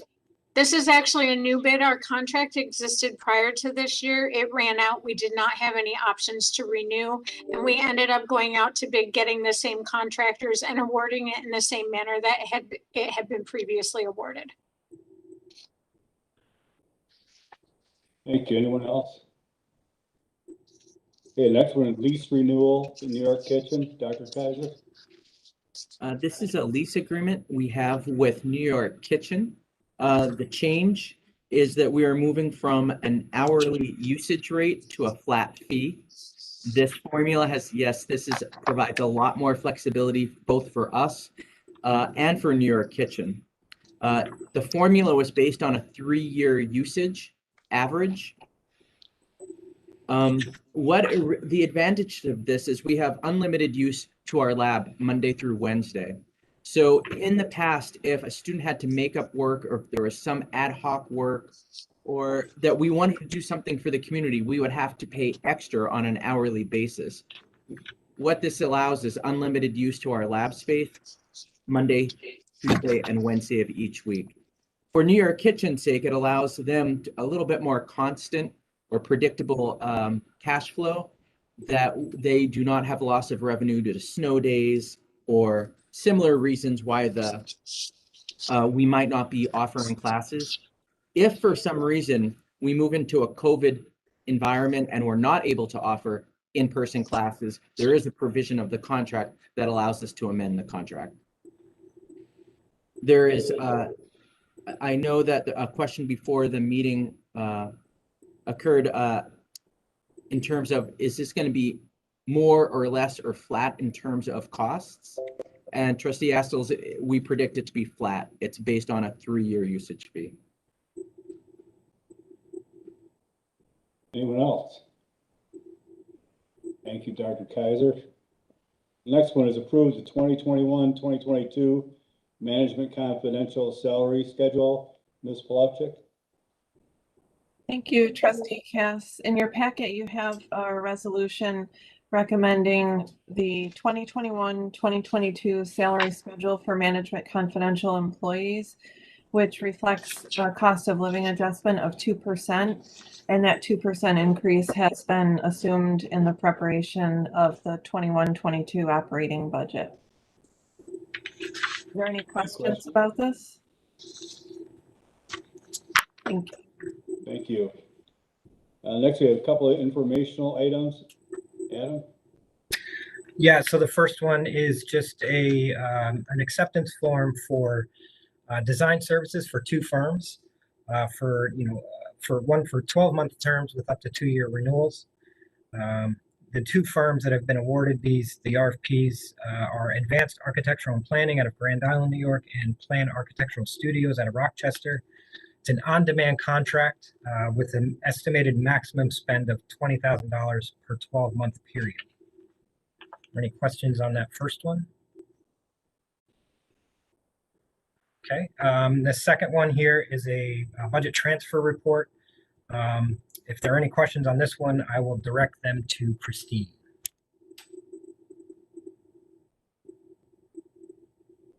That's just our standard budget transfer where we're reallocating funds to the actual categories and budget lines that they're being expended from. Thank you. Thank you. Being no questions, I call for a motion to adjourn. Move. A second. Second. Thank you. All in favor? Aye. Thank Aye. you. Chairman Martin, it's all yours. Thank you, Trustee Cass. We will take a 13-minute break and we'll re-adjourn at 7 o'clock, top of the hour. Grab a bite to eat, refresh, and we'll see everyone promptly at 7 p.m. Thanks.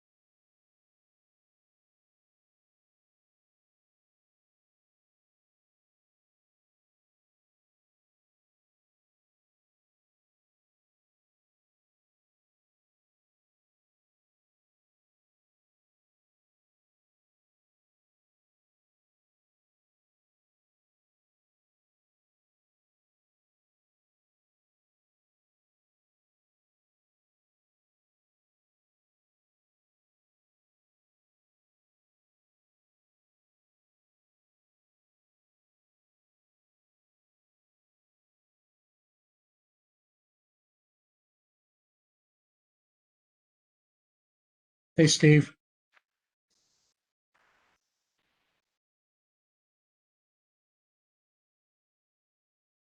How are you, Jeff?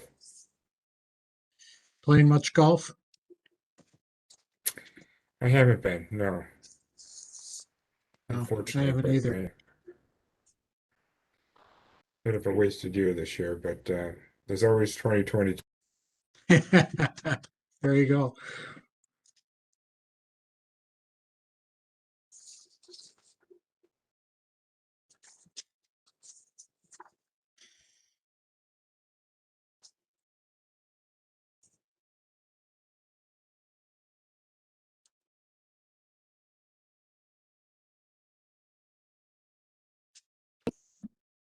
There's some really neat backgrounds on this WebEx. Yeah. Just playing around with Yeah, them. it's looking good. It's looking That's good where in I wanna Geneva there be. with palm trees and you just got to be holding a mint julep in your hand. That's all. Right. Yum.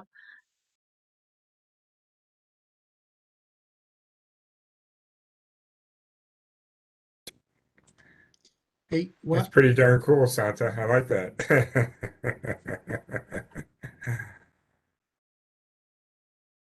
While we're here before the meeting starts, has there been any discussion among the officers about starting to meet in person again? Yeah, in fact, we're going to talk through that, I believe, a little bit at our retreat as well. And but we can Okay. talk about it even during open forum here today if No. necessary. But No, as long as it's on the radar. Yeah, I don't know about anybody else. I belong to a couple of organizations that have started to meet in person again. Yep, I think there's also a bit of a wait and see, just because things are changing rapidly and Yeah, all over the that's map. true. But and if I have had a chance to hear from all the trustees, so I'll be happy to impart and share some of that. Okay, that's fine. As long as It you, is top as long of as the, it's, sure. It is top of the hour. We'll welcome everyone back 7 o'clock to the Wednesday, August 4th, 2021 Board of Trustees meetings of Finger Lakes Community College. And we'll officially call to order the meeting and provide anyone in the community and the public an opportunity to participate. We value the input from members of our community, and we encourage your participation. If you'd like to speak, please identify yourself, and we'd be happy to provide up to 5 minutes to enable you to share your comments with us. So anyone all that's joining us here in this particular virtual manner, would they like to share their thoughts or comments? And if so, take yourself off of mute by pressing *6. Any call-in users at all that would like to share their comments? Anyone at all? Hearing nor seeing none on our list of participants, we'll move on.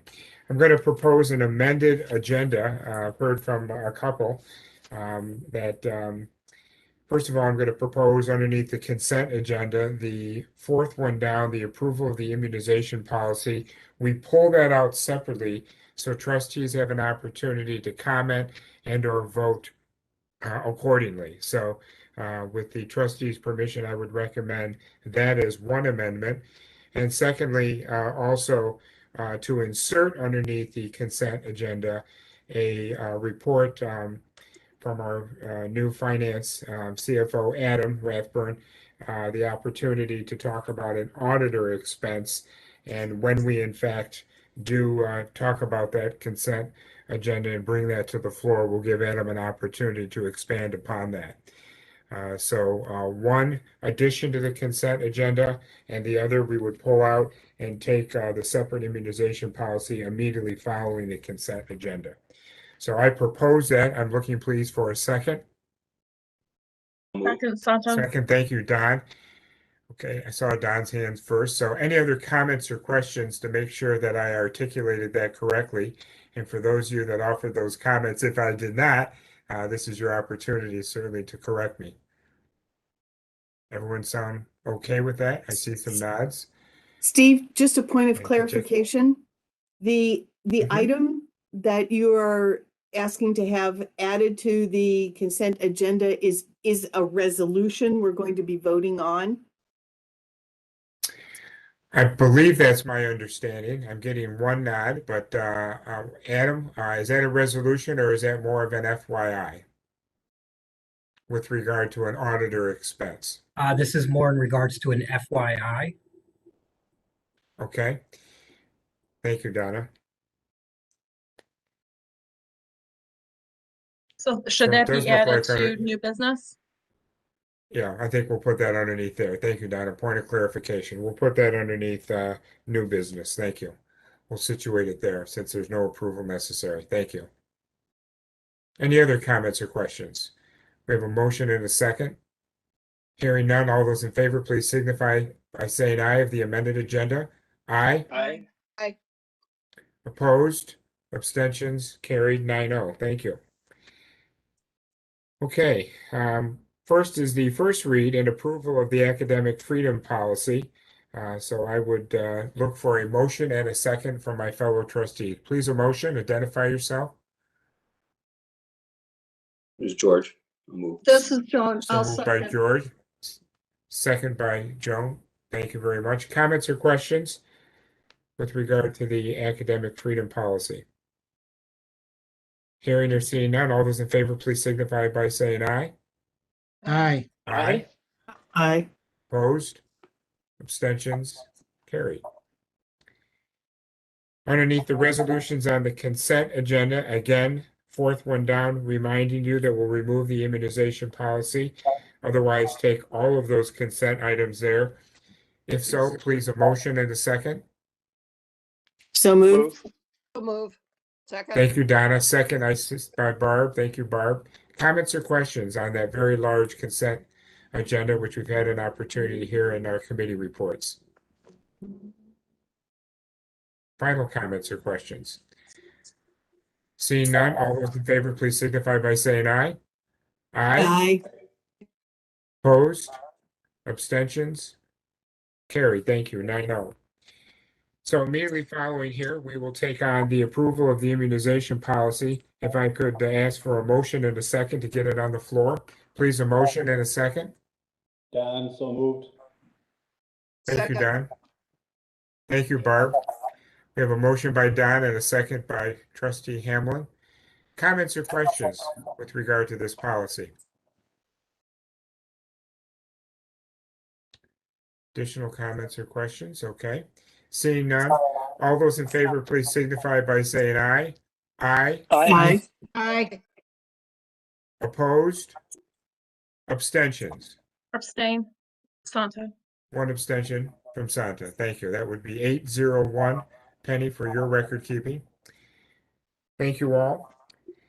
That moves us to old business. I don't have anything underneath old business, but old would be 10 minutes ago. So any old business from our fellow trustees, or even further back. None of you are old. This is just old business. Donna, yes, please.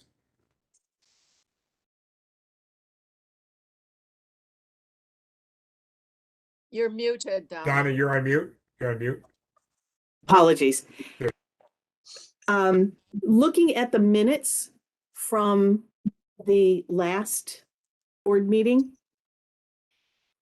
I just wanted to correct an item under my NYCCT report, and I'd like to send that with apologies to Penny, because I know I was quite disjointed and not very clear about what I was talking about. But the minutes from that meeting, calling that back up again here, sorry. These were from the meeting, not from the annual meeting, from the regular meeting. And it was Sure. just to explain that it was NYCCT and not Suny that was promoting, that was promoting its website, and we would be supporting whatever SUNY campaigns they had through the NYCCT website.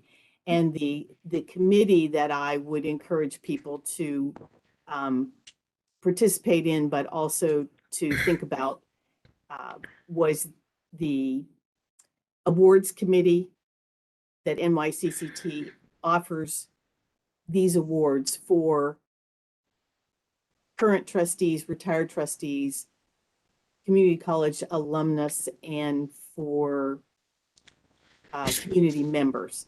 So in that vein, I would like to perhaps have a conversation with the officers, at least to get a conversation going about who we might want to recommend for an award this year. But that was a point of clarification. I'm sorry, Penny. Please feel free to call me if you have no clue what I'm talking about. So that's great. So we'll give you and Penny an opportunity between now and the next meeting to clarify that. It'll show in the minutes and we'll have a chance to reread it. And thank you for that clarification, Don. I appreciate it. Sure. And we do welcome your thoughts and ideas with regard to an award, and awards plural. We certainly have a history of that. And it'd be nice to continue to be represented and acknowledge the fine work of others. Fine idea. Any other old business? On to new business. Adam, you have the opportunity, the floor, to talk to us a little bit about the additional expense with an auditor. Please go ahead and enlighten us. Okay, thank you. Dr. Nye, myself, and Christine were asked to meet with Bonadillo and Company to review the fiscal year 2020 audit results, or not the results, but kind of review the timeline and the process and the outcome of the 2020 audit results. In their meeting, they described and outlined a lot of tasks that were in addition to the typical audit process that they went through with a typical college campus. And because of those additional matters that they had to attend to, they incurred additional hours and rates associated with those hours assigned to our audit on this campus. The initial contract for the fiscal year 2020 audit was in the amount of $28,000. When they did their outline of additional hours incurred on this process, on this project for the audit, they incurred an additional $34,800 throughout the course of the fiscal year. Some of that was a result of the manager that they had assigned to the account left the account at the beginning of the audit. So there was additional time associated with other associates and partners within the firm to handle the audit. But there were also a number of matters that they had to allocate additional time and resources for to ensure that whatever matters that they were finding within the financials here were investigated properly and documented properly, and that took additional time. Another additional hours were incurred because of COVID-19 and HERF relief funding.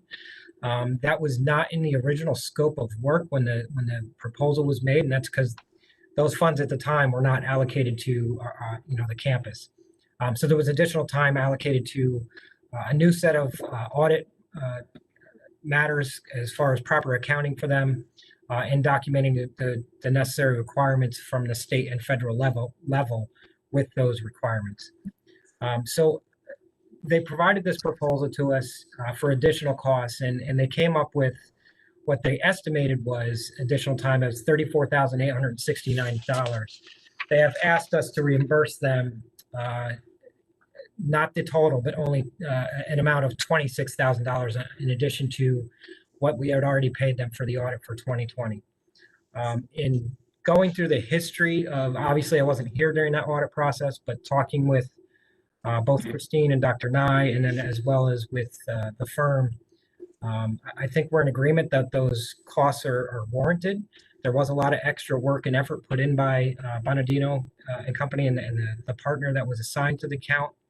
The one thing that we did point out during our meeting yesterday was that in future, we would appreciate a kind of a heads up that, hey, we're starting to go over budget on this. We need to sit down and kind of, look at where we're at and understand what the issues are at hand and why we are continuing to go over the budget that was initially outlined in the scope of work. So they understood that. Obviously, this past year, there was a lot of different scenarios and environments that created a lot of chaos, so to speak. So we took that into consideration. And I think that in discussions with Dr. Nye, myself, and Christine, we're fairly confident that the work that they provided was above and beyond the scope of work that they initially proposed to us. But we did, again, stress that moving forward to ensure that we have a good quality working relationship, that we want to be able to sit down and discuss these matters beforehand so that we have an understanding going into the audit process and continue through that scope of work, and we can work out those matters prior to having one of these meetings where we're sitting down and getting another bill on the table that really was not expected on our end. So we did make that clear. Are there any questions? I bet there's several. Yeah. Donna, your hand went straight up. Go right ahead, Donna. You're first, and Donna, then Jeff. Go ahead. So my question, Adam, is I would hope that the money that they took off of their original estimate was the money for any hours that were incurred because their person left and they had to make in-house accommodations due to that. That is not something that I believe a client should have to pay for. Please enlighten us. Yeah, they in their spreadsheet, and we can forward this to the board so that they can see the documentation behind it. For the manager that they had assigned to account, they originally proposed 57 hours. They only billed for 30.5. So there was a positive to us, net change for our end in the amount of close to $4,000 credit, so to speak, as part of that process. The other credit, so to speak, that they applied to the account was a staff member. They had budgeted 136 hours. They only billed 97 hours. So there was another credit of roughly $2,800 that was applied towards that original budget. But then the added expenses kind of negated that.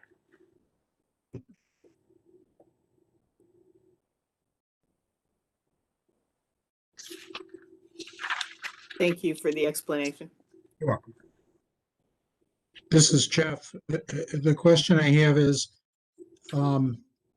even assuming that we might agree to this, are we not also going to have to amend the contract we have with them so that we actually have a proper foundation for authorizing payment above and beyond what we agreed to earlier? Yeah, so because we just received this today, we're still kind of processing it, and that's why this right now is for information only purposes.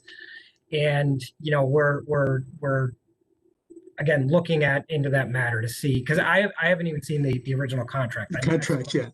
Well, here's my thought. If my off the cuff instinct is going to be that we are going to have to amend the contract in order to authorize the payment. And in doing that, if we end up amending the contract, and you can put it in the resolution that might authorize the payment, we need to lay out an explanation so that there's a good record of how this occurred, how the numbers are justified, so that if I'm or any of the other trustees are voting for it, we have a clear understanding, and either the contract amendment and or the resolution to authorize a payment lays out the rationale that can be explained either publicly or when somebody brings this issue up 3 years from now, people will have an understanding of what happened and why. That's all, just a comment. Adam, anything else? I had a couple of comments, but anything else? I do have a couple as well. So the fact that we're getting this now, we'll put this in front of us from a voting standpoint at some future meeting, September and or October. As you gather this information, it would be helpful for us if we could understand when we approved the last contract. It must have been during COVID, I assume sometime last year. Maybe it was pre, I don't recall.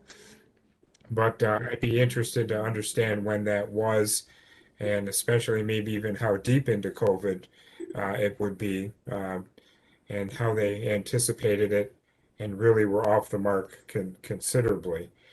Again, on a $45 million budget, the dollar amount is one thing, but it's certainly a bit of a sticker shock to look at more than the original contract. So in those cases, wearing my private sector hat, I feel 50-50, if you will. It seems to be an opportunity to meet in the middle and not wanting to nickel dime, so to speak, but that's a pretty big miss. And not denying that $20,000 worth of work wasn't done that they're proposing, but as you go through the process, that would be at least a position I would be a little more comfortable with. So we'll await your report, but those are my comments and initial thoughts. I Other have a trustees, comment. Yes, Barb Hamlin. I'm really concerned please. about the lack of communication. I mean, apparently we lost the partner or the person in charge. Did anybody know this at the college? Yes, we And- did. Right, this is Rob. Yes, we did. All right. And go ahead, Barb. Well, then, as a finance committee member, I may have missed it. I never heard that. But the other thing is, I think we need to make sure in the resolution that it's clear that we have to be informed if anything's going over the budget or the contract amount. This is Rob. We do actually have the contract, Adam. I believe you looked at it yesterday a little bit, but in terms of what the numbers are that we're supposed to provide, it's but not the resolution. Actually, we should not be very surprised. I'm going to be very candid with you. First off, and I've said this in town halls and other places, the COVID environment was a Category 5 hurricane. And in the middle of the hurricane, we experienced a Category 5 tornado with our finance department that was blown apart. We lost our CFO. We didn't have a controller. The controller that was there before did not train the assistant controller to be prepared for the audit, so that we were not prepared for the audit. And then we also, so we had, when things really hit the fan, we only had an assistant controller who wasn't ready to do an audit. And there's expense there. Some of it is COVID, but some of it truly is, we experienced a Category 5 tornado when everything blew up. And then on top of that, we had issues of, and this wasn't formed, we went through this a number of times, which is why we couldn't get our audit done. We had the bank reconciliations could not get accomplished. And so it wasn't simply we had lack of resources. We also had our own deficiencies that must be fixed. It is, and what I'm getting at is when you look at it afterwards, yes, they should have said, hey, we're over budget. But if you start to think about this and you look back, my wife's an auditor too. And so I've learned about this. We should have known that we were going to go over budget just based on what the challenges we had and the amount of extra work that we knew they were putting in. And even when they talked to us, that it was there. So I got to say, mea culpa a little bit, but on the others, that we probably should have known that this was going to happen based on the additional time that folks were putting in and when we couldn't get the audit done. I'm not defending it because there's one last aspect, and you did bring it up, and it hasn't been resolved. I'm comfortable with it because I think that they put in the hours, but it's delineating where the partner was putting in extra hours versus someone else who should have been doing it instead of the partner. And Adam, please pipe in anytime you want. This is candid dialogue, but it was a pretty tough time. And there was a lot of extra work, and it was why we couldn't get our audit done on a timely basis this year. And This is Jeff, and one, I appreciate the candor and the honesty. But to Barb's point, any consultant who knows that they're about to blow through a budget and or a contract usually has the professional obligation to sit down and say, look, this is going to cost more than we agreed to, and at least come up with an estimate of what it might be and give a board such as ourselves the opportunity to amend a contract at least at or before the fact instead of well after it. So I don't disagree. I don't disagree with what you've said, Dr. Nye. And I, you know, if we think back on it, because we had those discussions about the finance office, and we got some outside help at the time. And I'm sure it cost more than everybody originally thought. It just would have been nice for Bonadeo, who's obviously an experienced auditing firm who's probably been in this situation before, to give us a heads up and give us an opportunity to amend the contract ahead of time. That's all. Yeah, and I completely agree. And that was my first comment to them after they stopped their presentation was, at what point did you notify the college that you were going over budget?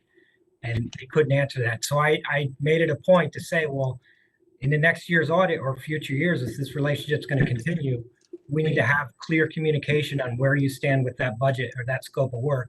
And if it's going to go over, we need to know immediately so that we can resolve these issues and be aware of what's coming our way. So I agree, and I take it a step further for the Finance and Audit Committee. The next time you have the auditors in front of you, I think you got to tell them the same thing, because they should have told you during the time frame when we had our last audit. When were they here? June, and they didn't tell you. So I would add that as well into it. Christine just put out that it's the March 2020 RFP that we did, but we owe you a little bit of information. We'll tell them we've got to wait till to get final approval, and I think we need to break down a couple of things a little bit.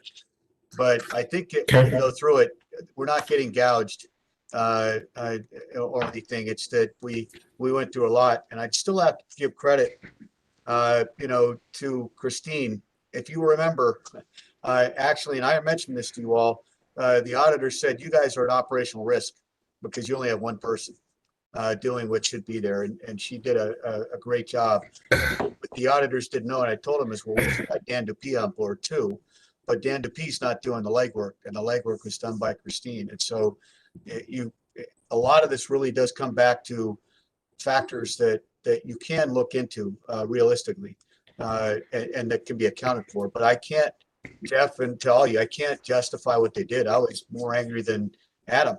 I've just gotten older and more mature, and I try not to get as upset. But but I hear everything you're saying. But I just wanted to caveat there was a lot that went on during that time frame. Okay. Final comments, trustees. So thank you for the FYI, Adam. Thank you for the dialogue, trustees. We'll have more conversation, and certainly this will be an agenda item for the Finance Committee, and make it a point of that. Any other new business? Before we move to my report, which is brief, and it's the retreat. You recall that typically we meet for a robust 5 hours. Well, we've narrowed it a little bit. 13th of August, next Friday, is not 8 a.m. to 1 p.m., but rather 8:30 to 12:15. So a little over a little less than 4 hours, and really a fine agenda. We're going to hear from Dr. Covington once again, and go through an inclusion, equity, and diversity exercise. Dr. Ortloff and the middle state chairs will give us a update with regard to our fall responsibilities and a brief overview of what we can anticipate and understand as trustees. Dr. Ortloff, that'll be terrific, and something that many trustees have not been through before. So thank you for that. And again, Adam, in the budget, there's been some questions leading up to and certainly discussed with regard to the federal dollars that have come our way and how we plan on expending those and using those and maximizing those opportunities. And then finally, led by Santa and Donna, and the entire development board development committee. We'll finish our time together next week with regard to board development. So 4 items. Thanks again for all of you for your input. Didn't really need to reach out because you took the opportunity to let us know what you thought was important. And here we are again with another retreat. So WebEx is the plan. We are not looking at in person, to your earlier comment, Jeff.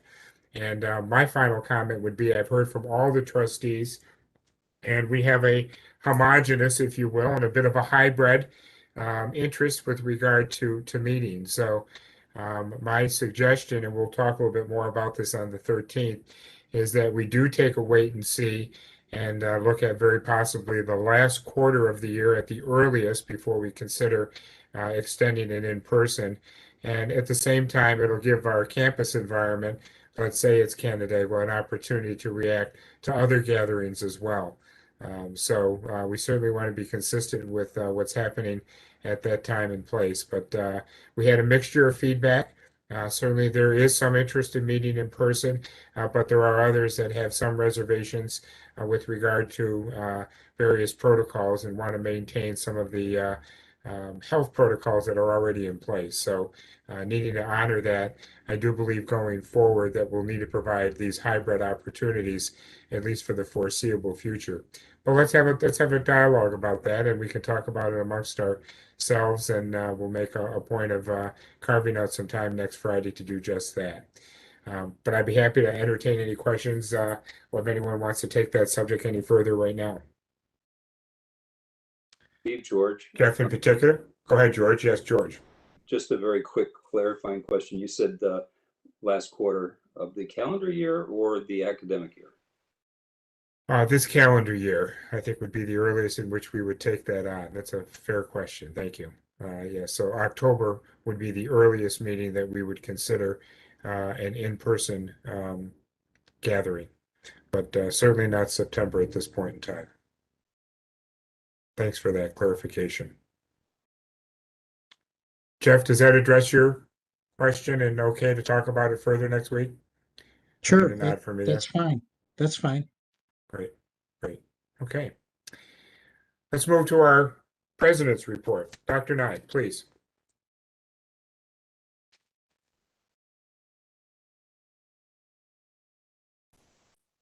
You're muted. Sorry about that. I keep telling everybody, John trained some of us too well. And so here I am back on. I wanted to say, first off, there's a few things I want to highlight that are in the report, and then there's one that's not. First, when you look at the COVID update, it talks that there was a word in there, and it was nebulous. And we've re-entered a nebulous environment again for COVID. And I'm going to use this in my update a little bit later. I'm going to tell you all, I got it from Chris DeBolt. It was very great analogy. Right now, I'll say that we, just like the county, feel like we're operating without a safety net.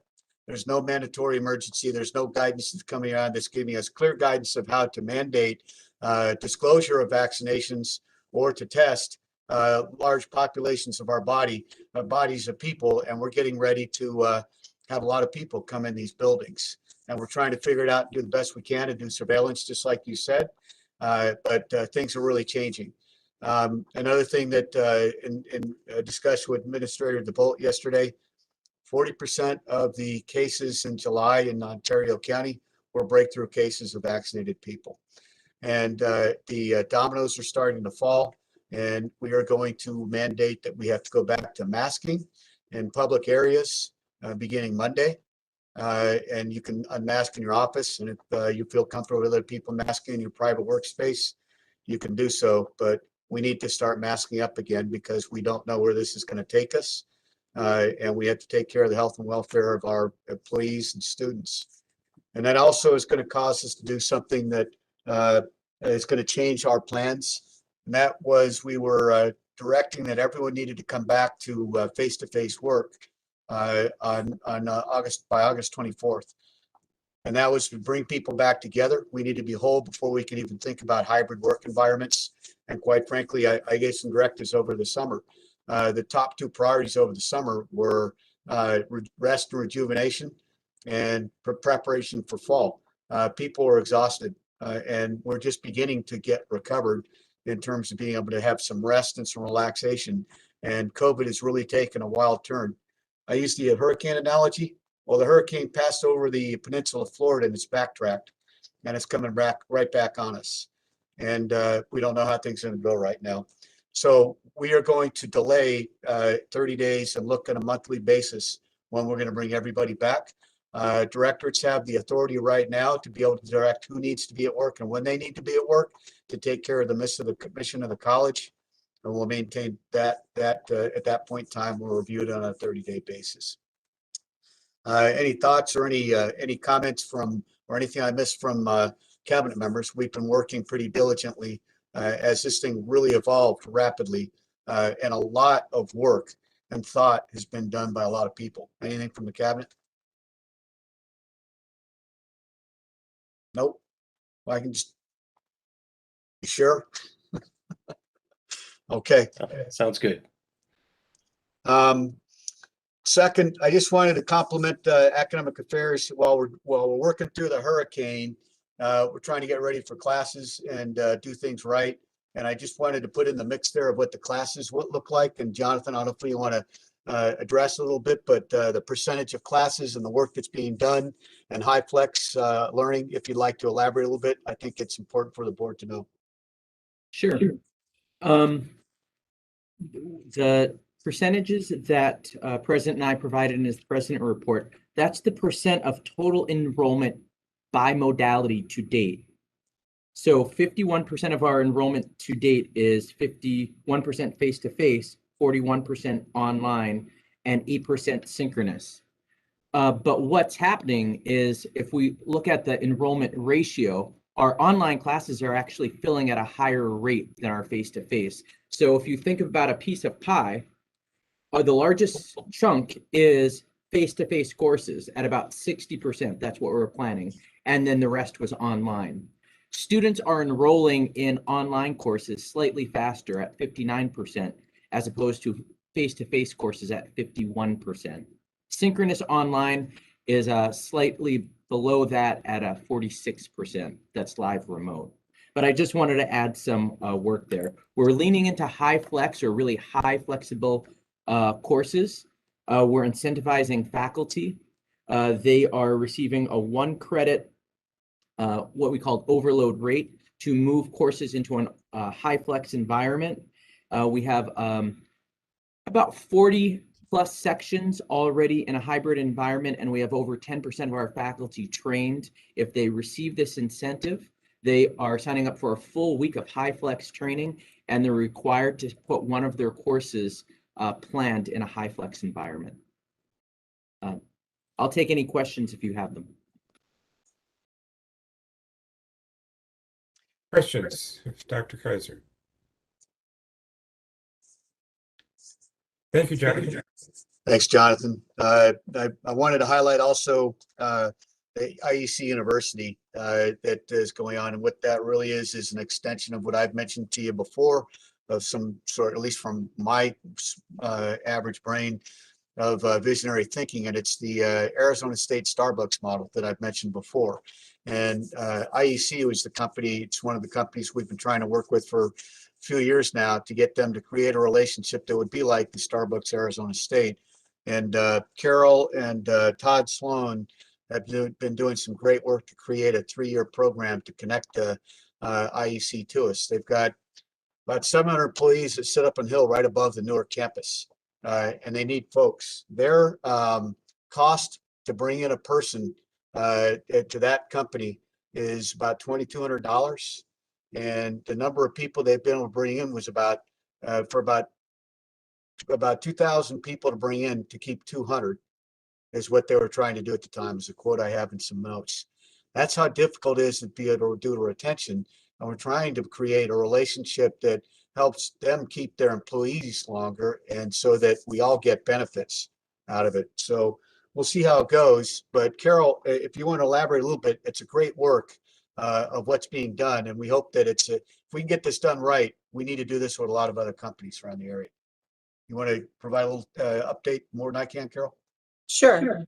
I'd also like to mention that Matt Stever, our Director of Admissions, has been part of the planning group as well. We are looking at a 3-year plan to launch, starting with non-credit training programs, both focused on advanced manufacturing for their employees, but also what I call community education courses for for employees' family members, such as the Adult Basic Education Program, Conversational Spanish, and these courses would be offered at the Newark Campus Center. Yesterday, the IEC's Vice President of Human Resources, Debbie Carden, met with Deb Korsner, the Newark Center Director, and Kathy McGuigan, who is the PTEC principal, to specifically look at the Newark Campus Center facility, but also meet with PTEC to discuss potential summer internships for PTEC students, which is a natural fit.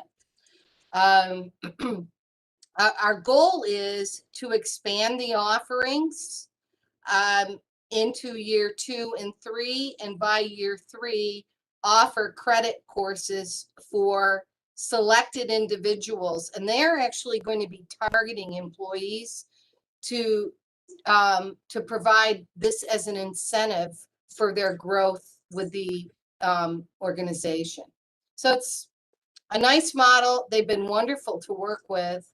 And we hope that this will be a good pilot for us, and we can then expand it to other industries and establish partnerships with them. Thanks, Carol. Slides are really good. You have a copy of the slides as well. Briefly, SUNY Pathways, I wanted to mention it because SUNY offered to us as one of 10 schools to be involved in SUNY Pathways, and it involves our trustees being involved in 3 dedicated, some of you trustees to be involved in 3 dedicated sessions, plus some homework over this next school year. The dates and everything are listed. We can talk about it more at the August 13th retreat. And then I wanted to mention the ACCC conference. Got with Deborah and we came up with a plan of trying to look at something we've been doing, and gave a proposal to ACCT, and our proposal was accepted. Depending on what happens to the COVID environment, we'd like to take 1 or 2 board members to San Diego to be part of the presentation. You will be part of the presentation. The actual description of it is in my report. You can take a look at what the actual presentation will be, and quite frankly, the partnership that's on the screen right now has been phenomenal, and it should be recognized for everything that we're doing. So that's what's important. And then finally, I just wanted to put out, it's not in the report, but on August 10th, we're going to be doing a tabletop cybersecurity exercise to help us be better prepared for terrible things that can happen when you get ransomed.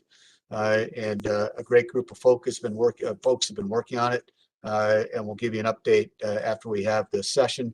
We're also going to have an individual senior leader come talk to us afterwards on the exercise, who actually experienced it. And John, the proper term is the CSO, correct? Chief Security Officer is the technical term. ISO, Information Security Officer. Yep. Right. And that's my report.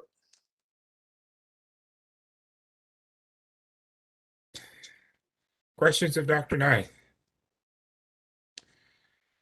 Donna. So I loved your report this time around, especially Rob. I want to congratulate everyone who worked on the IEC proposal. It looks great, and I do hope it will be a stepping stone. What I love about it is the comprehensiveness of it, of being able to do that stepping stone, workplace development to coursework, to certificates, to degrees. You seem to have covered all the bases, and I would love to be able to see that replicated again. And I'm thrilled that Suny invited Finger Lakes Community College to be part of this next round. I had heard from Johanna Duncan Poitier at Suny and Jennifer Miller about the fact that this was going to be an opportunity that would be offered in the future. And so I'm glad that our college was one of them. Thank you. And I just want to say that the effort that, trying to take a visionary aspect of Starbucks and Arizona State and then getting with Carol and Todd and allowing them to go out and take, a general visionary guidance and put in the kind of work that you saw in that presentation is really great. There's sometimes we don't get enough opportunity to recognize people for the great work that goes on. So thank you for that. I just would piggyback the work that was also done in the proposal for the Navy. I realize that we were not the one ultimately selected, but Dr. Nye, you articulated this earlier, the fact that, we got to the final, if you will, and there was an awful lot of work along the way, and some people took notice. So as some of these opportunities come our way, I think these things all have an interrelated connection, if you will. So good work by all. Final questions for Dr. Nye. Moving on to committee reports. It is the summer. It has been a little quiet, but I'll go down the list here and give any trustees an opportunity to chat. Trustees Astles, with regard to ERM and audit. Any updates new, or is it a quiet time? No, it's been a quiet summer. Okay, thank you. Board development. Donna and Santa, we certainly see you on the agenda next week, so we know it's not been quiet for you, but anything else you want to talk about here? No? Okay. How about the association? Trustee Cass? Quiet time as well? I can read your lips even though you're on mute. I got you. How about the foundation? Joan, well, it hasn't been quiet for you. There's been some activity. No, it was And my you're- pleasure to attend the golf ball drop. They take the fire truck up 80 feet, which is quite high. And the ground happened to be damp that day, so when they dropped the balls, they kind of all clumped together. They didn't spread out very far. But Lewis gave me the final tally, and they made $8,400. And Wow. yeah, and that's quite remarkable because as they pointed out, very little money goes into doing it. This is almost, this was a very easy thing, and somebody else has already copied it word for word in their brochure. And everybody associated either with the college or with the foundation were winners. For those of you that know Kelly Lavoie, she has been an outstanding member of the foundation for years. She won first prize, which was $1,000, so I was very glad for her. Steve Martin was second with $750. And Linda Hawks, who was on the foundation board, was third with $500. And then Carol Chester won the gift certificate, and her husband's on the foundation board. So so that was very nice. Everybody that was really connected with the college did well on that. And do you have the date for Vintners and Valentines? No. No, okay. It's going to be not in February, but in March. So it's really going to be a St. Patrick's Day, more closer to St. Patrick's Day because it's on 3/18. And that's Friday night. 3/18. 3/18. And All this right. Nice report. Thank you. Well, I see Jonathan smiling because I think he was one of the winners last year, if I recall. And I'm pleased to report the foundation received a donation. Since I was a winner, it seemed only appropriate to make them whole. So thanks for that. And yes, balls did stick in the mud, and it's kind of like my golf shot. It's just, got a little lucky there. NYCCT, Donna, anything new that you want to add statewide with regard to happenings at the statewide level? No, other than ACCT will be sending representatives to the national conference, and we'll be hosting a belated celebration for Dave Mathis, who is the National ACCT chair and is from New York State. He's the longest serving community college trustee, we believe, in the country at 47, 48 years. Wow. Wow. And the only other thing is it would be, I am serious if anybody has any thoughts about who they might like to recommend for an award from FLCC. Please mention it to Rob or to Steve or to myself. And we have always had winners in the past. We took a year off last year. We're a little nervous about whether people are going to remember to make recommendations again. So that's all I have. Great, thanks, Donna. Student Corp, Santa or George, anything that you might report, or is it a quiet summer? Just real quick, they're going to be recruiting for candidates for a vote for student trustee in the fall semester. Okay. Thank you for that. Santa, do you know That's all. when the elections might be, or have they not gotten that far yet? I do not have those dates. I know they're in the beginning of the semester at some point. This is Jonathan. There was an election, but we didn't have in the spring semester in April, but we didn't reach the threshold needed to elect the right person or to elect anyone according to our own bylaws. So we've been through I'd say a media blitz trying to get students attracted to this. There'll be similar to the start of every school year, there'll be tables and flyers. There's been multiple communications through Blackboard, but we're hoping to either have the election somewhere between week 2 and week 3 of September. So the second or third week of September, and have the person identified before the end of September. Thank you. Okay. Those are the reports. Any final announcements by trustees, cabinet, Dr. Nye, Penny? Anything before we adjourn for 2 very brief executive sessions? Nothing from Dr. Nye, trustees? Go ahead, Dr. Nye, yes. Just one thing real quick.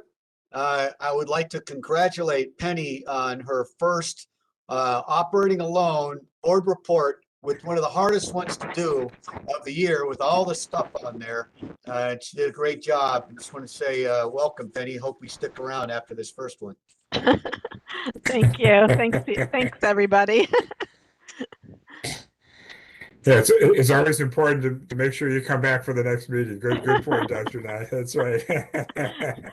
I'll be coming back. Well, good. That's what we want to hear.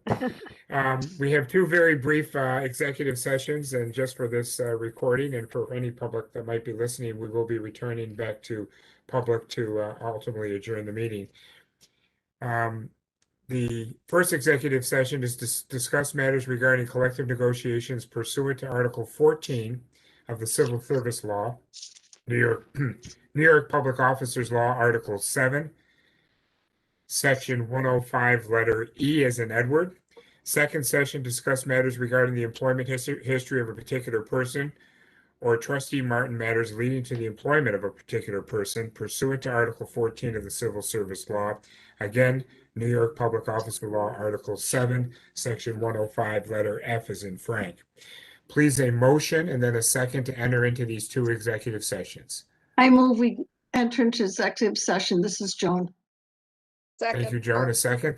Thank you, Barb. See everyone. Let's see now. What are we doing here? Do we have a separate link, do we not?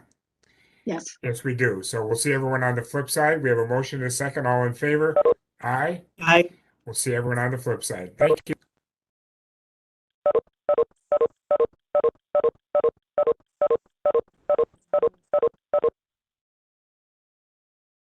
Oops.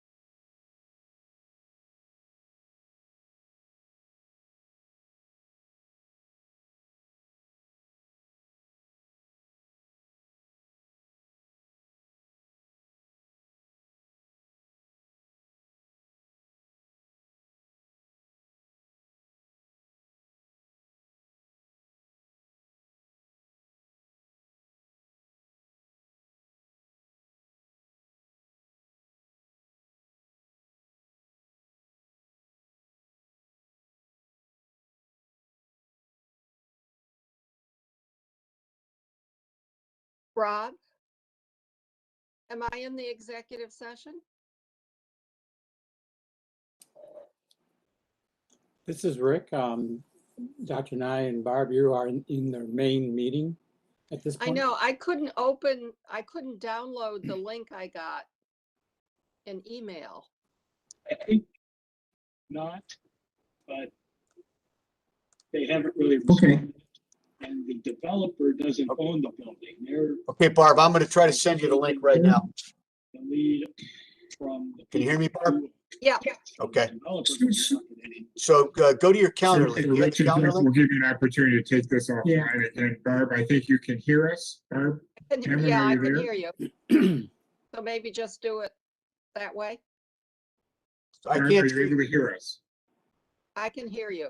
but Barb, I think there's a problem. You're still on the, Barb, you're still on the, Yes. the open, not the executive session. Right. So Okay. All right, we'll just give it a moment. So Barb, I'm going to send you the executive session again. By You got it. email? Yeah. By email? Yep. Okay. Hang on just a second.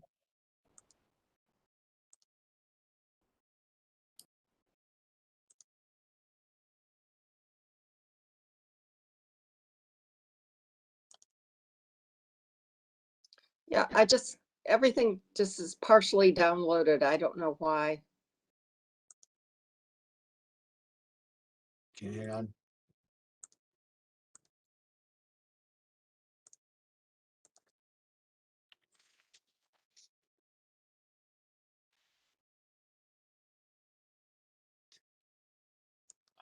Are you on iCloud or FLCC, Barb? FLCC. Okay, hang on a Just second. like they're working through the link. See. Just won't download. Okay, Barb, I just sent it to you. Okay.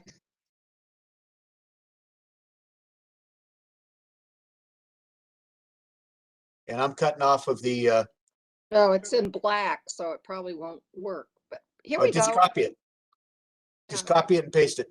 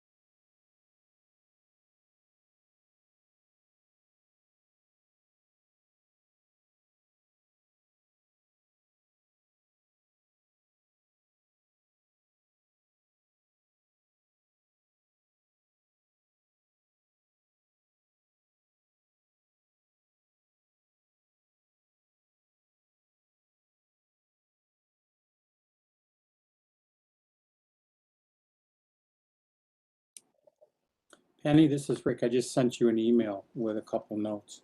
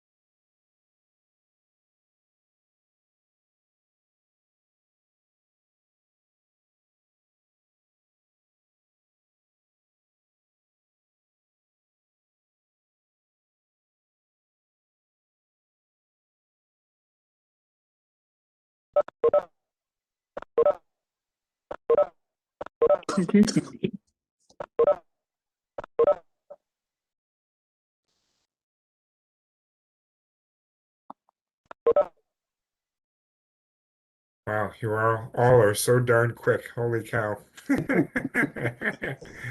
I was moving and look at y'all. Y'all beat me. Look at that. Okay, we do have a quorum here.